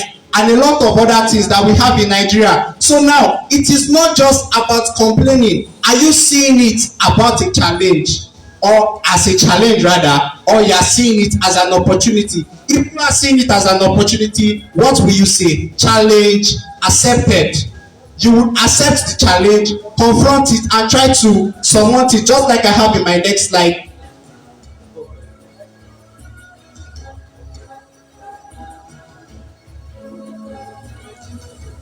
Okay, so like the image I have here, are you seeing challenges, or rather you are seeing opportunities? For me, a lot of people complain about devices and organizations getting hacked.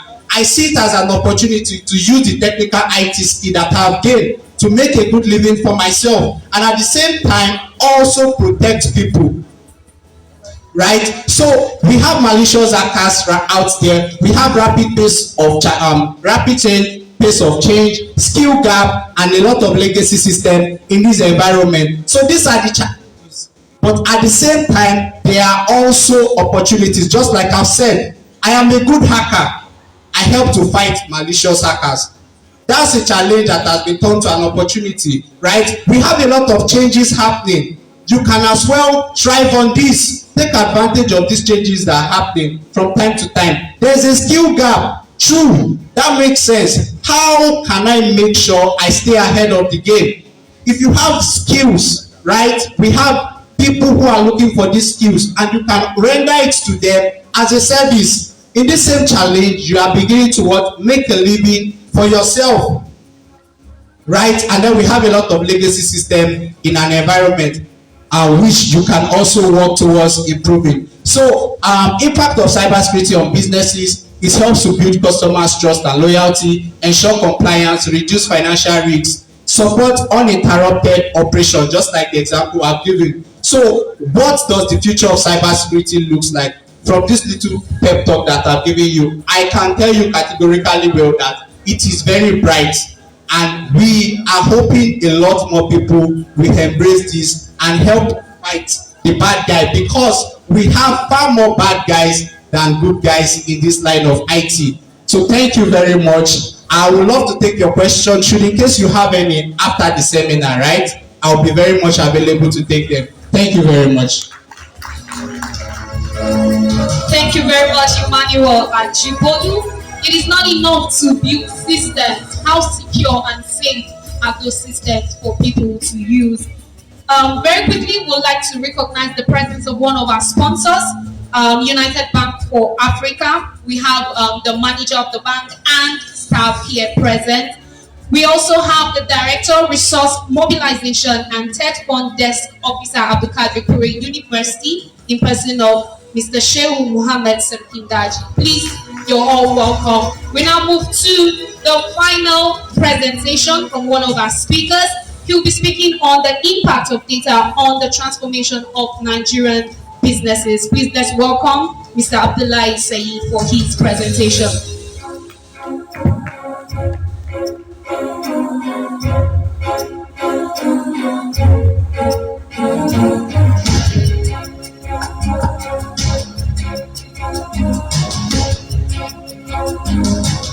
Good afternoon, ladies and gentlemen.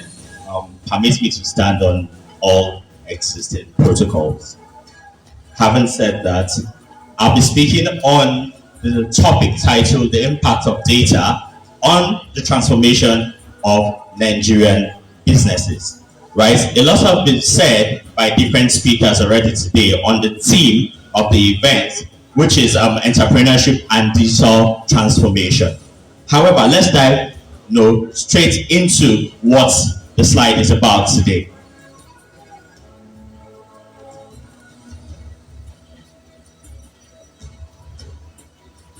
So, data, digital transformation, Nigerian businesses. How do all this, align? First of all, we need to know what data is, right? Data simply means, without boring you, raw information, unprocessed information, right? So we say data plays a crucial role in modern businesses across various industries. I'm sure this has been established by different speakers already, standing on this podium today. It enables companies to make informed decisions, optimize operations, and enhance customer experience. Very important. You're a business owner and you don't have a structure where you have feedback from customers, right? Then it becomes a problem. Let's say, for example, let's take an analogy where you are a restaurant owner, right? And over time, you notice that people don't tend to patronize this business. You want to know why people are not patronizing your business. Is it because you don't have the food that is meant to be on the menu for these people? Is it because of the price hike? There are a lot of things to be considered to know why people are not patronizing this business. And it is until when you decide to tap into the format of getting data, either through questionnaires or sharing surveys to customers, that you tend to get these feedbacks that you use to actually enhance your business. And when you now begin to get this patronage, then we can now say that you're actually having a very good customer service experience. So here are some key role data play in modern businesses. So said it before that it helps a business owner, an individual that is actually using this data or computing or collating this data to make informed decisions, such that when you have feedback from your customers, when you have feedback from people interacting with your business, it makes it very easy for you to take this feedback, process it, and see how you can actually leverage on this feedback and to improve your business. Enhance customer experience. We've talked about this. Why is customer experience very, very important in everyday business? It's very simple. A business has been established for one purpose and one purpose only, to actually provide solution to a community or an individual, as the case may be. But at the same time, it is very, very integral that you remember as a business owner that while providing these solutions, you must make profit. Then if we all agree that a business has been established to provide solution, at the same time make profit, then it is very important that you take into account how these customers enjoy the services that you provide as a business owner. We said data will enable Nigerian businesses to understand their customers better, just like I've explained. Someone can just walk into your business now, you don't know the person's name, you don't know where the person is coming from, you don't even know what the person wants, probably because you offer different services at your place of business. But by interacting with this person, by keeping this information after interacting with this person, such that you have the person's contacts, for example, then it's more easier for you to actually know who walk into your business, and you keep track of the number of persons that tend to patronize this business. As such, you are able to know the return on investments that comes back to business. It's just a way of having so many data to actually see how well the growth of the business is from the inception to where you are at that particular time. So it goes on to say, through data analytics, businesses can segment their customer base on demographics, preferences, and purchasing behavior, allowing them to tailor market campaigns, improve customer service, and even develop products that better meet customer needs. So what are we saying here? We're saying that through data analysis, by gathering data, by analyzing this data, by refining this data, you are able to understand customers based on on their location, demographics now, based on their location, their preferences, their choice of service or choice of products, right? Then the purchasing behavior, I beg your pardon. For example, you could have numerous customers that walk into your space and they all want different things, right? So by gathering this data, you're able to see how you satisfy every different customers that interface with your business, such that you're able to keep them not just as prospective customers, but now making them loyal customers to keep growing your business. Operational efficiency, very, very key. See, let's say, for example, you have a business and you don't collate data, you don't keep track of how well your business has been doing over time, then it makes it very impossible to actually know if your business is actually making profits or not. To know the number of persons, that have actually interfaced with the business, to actually know if the business is making the, required returns or not. But for you to be able to know if your business has been operating in an efficient manner, you need data to enable business to identify inefficiencies in your businesses. Such will help you reduce costs. Let's say, for example, manufacturing companies in Nigeria can use data analysis to monitor equipment performance and predict maintenance need, reducing downtime and repair costs, right? These are some of the things that data collection and analysis can help you do as a business owner. Similarly, businesses can optimize the supply chains by analyzing data on supply, logistics, and inventory. Let's say, for example, you have a store and maybe you sell baby materials, for example. If you don't gather data and try as much as possible to segment these different products into different shelves, it makes it very difficult for a customer to walk in and just go to a direction of where he or she wants to pick an item for. He or she now needs to come back to the counter or look for a staff of the company and start asking, please, where can I get this? Where can I get that? But once you're able to collect data, it helps you to be able to arrange your product physically or whether even online, just to give them some alignment as to how it can be easy for people to actually get whatever it is they need from you as a business owner. So, in conclusion, right, you can agree with me that the transformation of Nigerian businesses through data is undeniable. Every speaker that has been privileged to stand here, just as I am, has made emphasis on how data is able to transform businesses. Companies are now able to operate more efficiently, respond to market demands quickly, right? Imagine you walk into there's a video that I saw recently where we now have AI trying to serve food to people in Dubai, right? Imagine that you go to one restaurant in Mina, I don't want to call any restaurant, so I'm not held accountable, and you have to sit down for like 5-10 minutes to get served. You are paying for this service. Why should it be frustrating? But you're in Dubai, and just by entering, you're swiping your card, you're picking the menu, or you're picking the food you want on the menu, and in less than 2 minutes, a robot brings your food, and you're like wondering, wow, this is very, very efficient. These are some of the things that customers would want to see from businesses. And through data and, transformation of digital transformation, I beg your pardon, you're able to solve some of these problems that are associated to businesses, especially, hopefully, Nigeria very soon. So, we said the increased adoption of data-driven decisions making and technologies is helping Nigerian business to compete on a global scale, creating new opportunities for growth and drive innovation across various industries.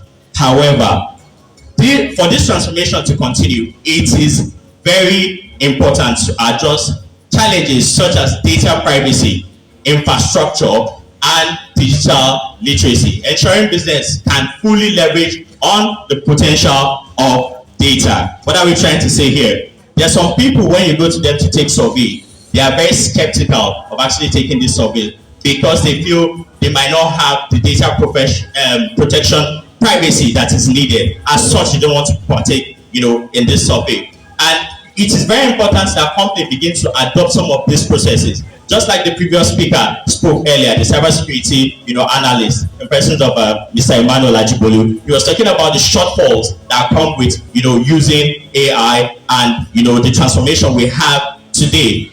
Just like it has its own advantage, it has its own disadvantage as well. But you now need to look at these disadvantages and try as much as possible to make them, advantageous, such that everybody would be happy using AI. Thank you very much I'd like to appreciate the VC and the host, Dr.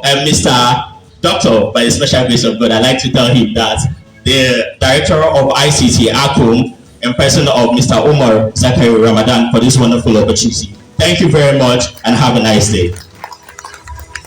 Thank you very much, Saeed Abdullahi. Next is panel discussion, question and answer session. Without wasting too much of your time, we'd like to dive into the program properly. Let's do this. Please, the panelists. I'd like to invite Ibrahim Abdullahi, Dr. Ibrahim Abdullahi, sorry. Dr. Abdullahi Abubakar Kau, Saliu Isa Kantigi,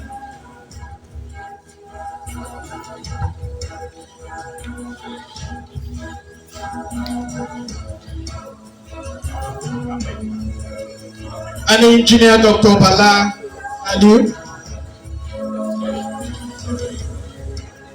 Mr. Shafi Wari,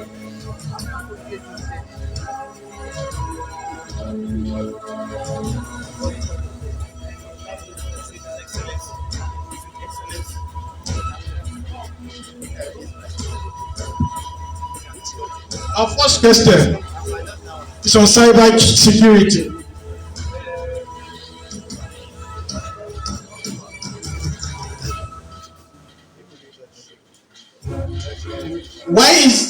Why is employee awareness a critical part of defending against cyber threats, and how can it be improved?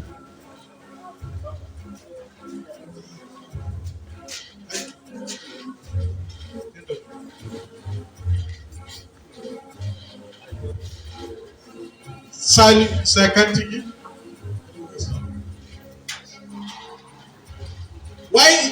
Why is employee awareness a critical part of defending against cyber threats, and how can it be improved?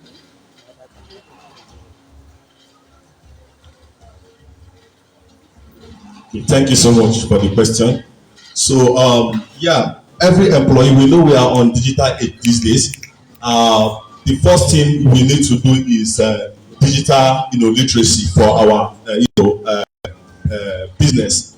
Before you employ anybody, they're supposed to know the intricacies of what cybersecurity is, in terms of your business. If you look at financial institution, the area where I domain, mostly because we do anti-fraud solution for all the banks in Nigeria. You notice that before they even employ you, you have to sign data, protection. And most of these frauds that happen in the banking sector or in the financial institutions, most or 90% of them are insiders. So letting them know the kind of, sometimes you will see even we have an AI that can send to you and said, okay, please don't expose your password to people, ask your password or some password for your business. These are the kind of things that business needs to put in place in terms of letting the staff to also know, because as I've said, most of the business we have in Nigeria, frauds that happen in them are insiders. So giving them the kind of things they need to know, and also recently also the regulators, which has like Nigeria Financial Intelligence Unit, NITDA, CBN, are also making sure that every financial institution, every business, you must train your staff, let them know the area they need to put in place in terms of cybersecurity. Yeah, thank you. Thank you very much, Mr. Kantigi. Still on cybersecurity, you are a business owner, you own an establishment. Yeah. So what advice do you have, or what are the best ways that startups can address security without slowing their growth with the limited resources that they have? Okay, yes. I always say something, everybody have been talking about AI, cloud computing and all that. So before you start a business, now that we are talking about digital transformation in business, right? the first thing, most of us, here we have social media, including maybe Facebook, including Instagram and all that. So what people don't understand, because we are talking about small business in this case, what are the things you are doing on internet, is very important. For example, let me give you an example. We have what we call a recommendation system in every social media.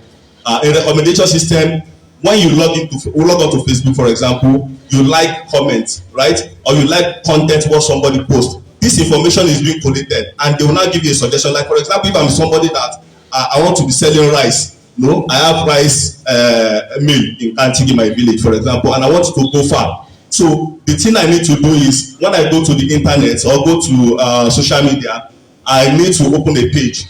Then I will now follow the content of people that are actually doing something that related to rice. So when I click, anytime I do a post, what happens? They will start following me because the traffic is there.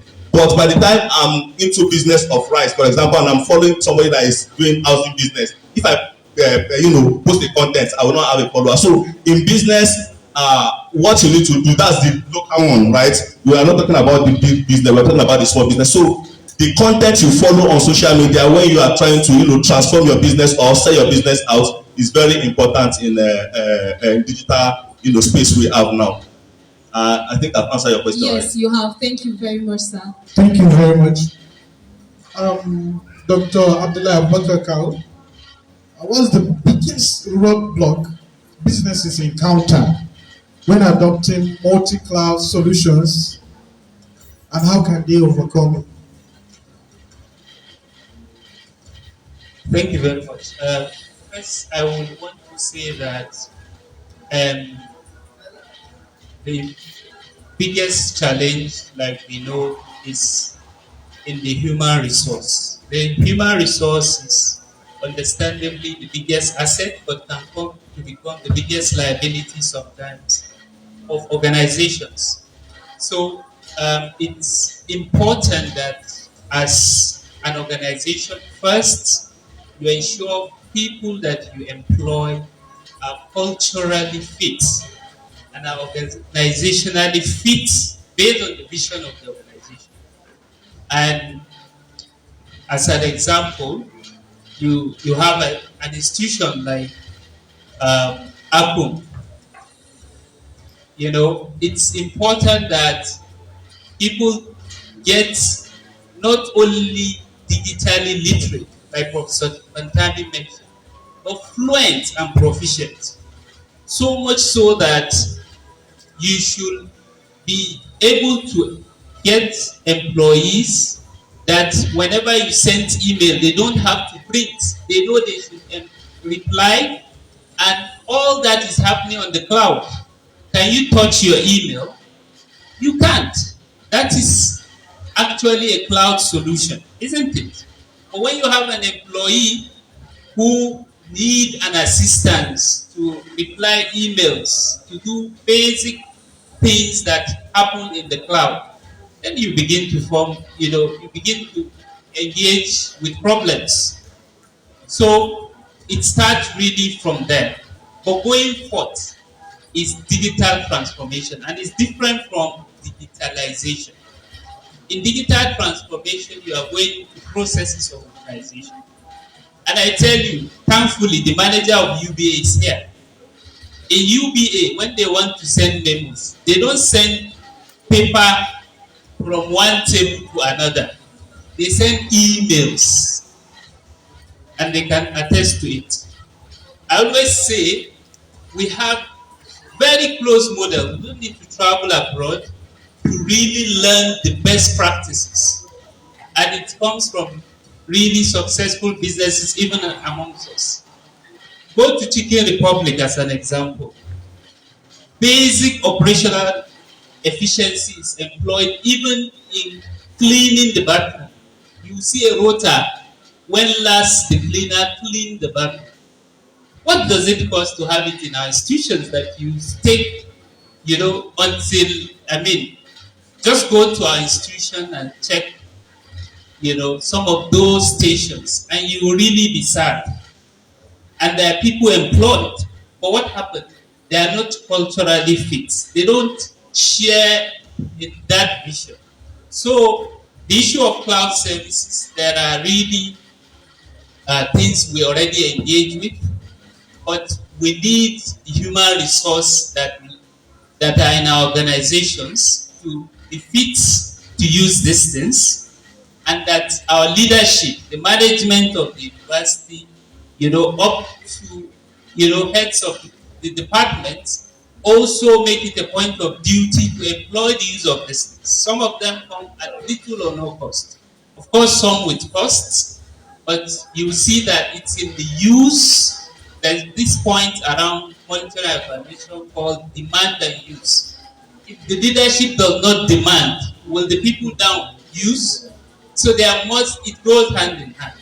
So the response to this is cloud solutions, and indeed IT solutions needs to start from the people engaged, that they are really fit to engage, then also getting to transform, meaning all processes get digitized on the cloud, on premise, but that the people that will engage understand what needs to be done and get it done. Very much, sir. Still, this question is still for you. Okay, there are so many industries that are reaping the benefits of edge computing, and as a country, we are still developing, and we still have a lot to learn. Can you specifically tell us some of these industries that are benefiting and what we can learn from them specifically? Yeah, like I said, really, there are local industries that if you pay attention, they are already there. And I gave some examples, and examples, continue. Because at the heart of it is innovation, really, whether edge computing, cloud computing, all of these are there for us to use. Some of them are free.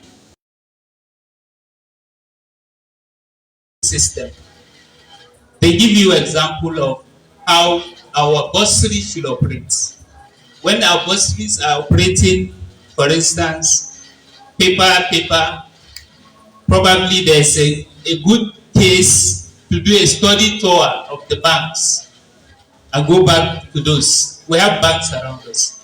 Similarly, if we are thinking of other departments, these have also existed in our, organizations that are really innovative in nature around us. And for them, the competition between GT and Zenith is not really the staff strength. It's in the revenues, it's in the innovation. Ask the typical customer, why did you bank with GT rather than Zenith? They will tell you it's the customer experience, it's those things that define innovation. So it comes back to the fact that, again, as organizations, some of these things are already with us, but how well we utilize them and how we make them as part of our processes is really what will give us the edge. So as examples are abound from our banking industry, and of course today even GT looks forward to how they can be the next Paystack. Paystack are young boys like us who came together and formed a startup company, and today they are running with US dollars funded by others, and expanding to South Africa. But it started in this soil that called Nigeria. The vision is that tomorrow we see ACOM students that will also set up those kind of ventures that will be world leading. But again, it starts from how everything around us, is managed and is considered as a point of digital transformation. Thank you very much, Dr. Abdullahi Abubakar Kawu. Before we proceed to the next question, audience, please start preparing your questions for the panelists. Dr. Ibrahim Abdullahi, how can small businesses harness the power of AI even if they don't have large budgets or technical teams? Thank you so much, and it's a great privilege to be here. As we all know, AI is actually with us.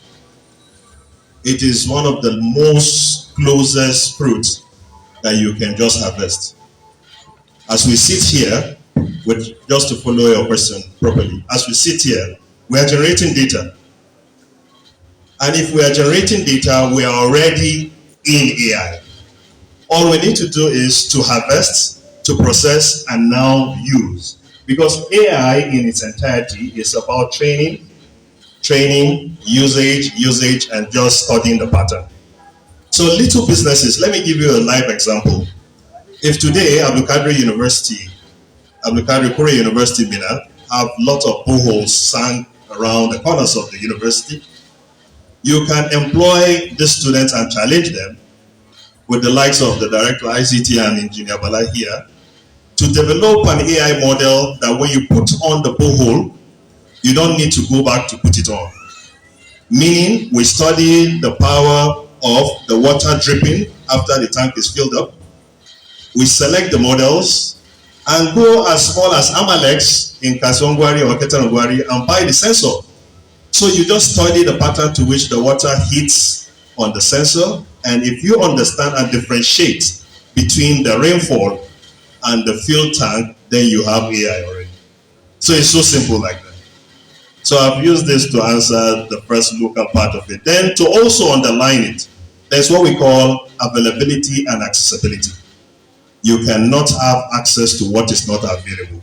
So the data are available, now the access is for us to harvest. Thank you. Thank you very much, sir. Steve, question for you. Indeed, AI is making a lot of groundbreaking records when it comes to digital transformation. So, what are those major breakthroughs that we can expect in AI in driving business growth? The major breakthroughs that we can expect. All right. Before I answer this question, also I would like to challenge the students to broaden their thinking into what we call pattern engineering, or risk engineers, or risk predictors. And to do that is to ensure that almost everything you do, you try as much as possible to point AI into it. I remember, if my memory serves me well, the Vice Chancellor is an expert in food nutrition. So he must have studied the pattern of how he feeds his fishes. And he knows that if I'm giving them cockroaches or some patterns of frogs, then I can replicate a model to see that if I'm expanding a pond to the size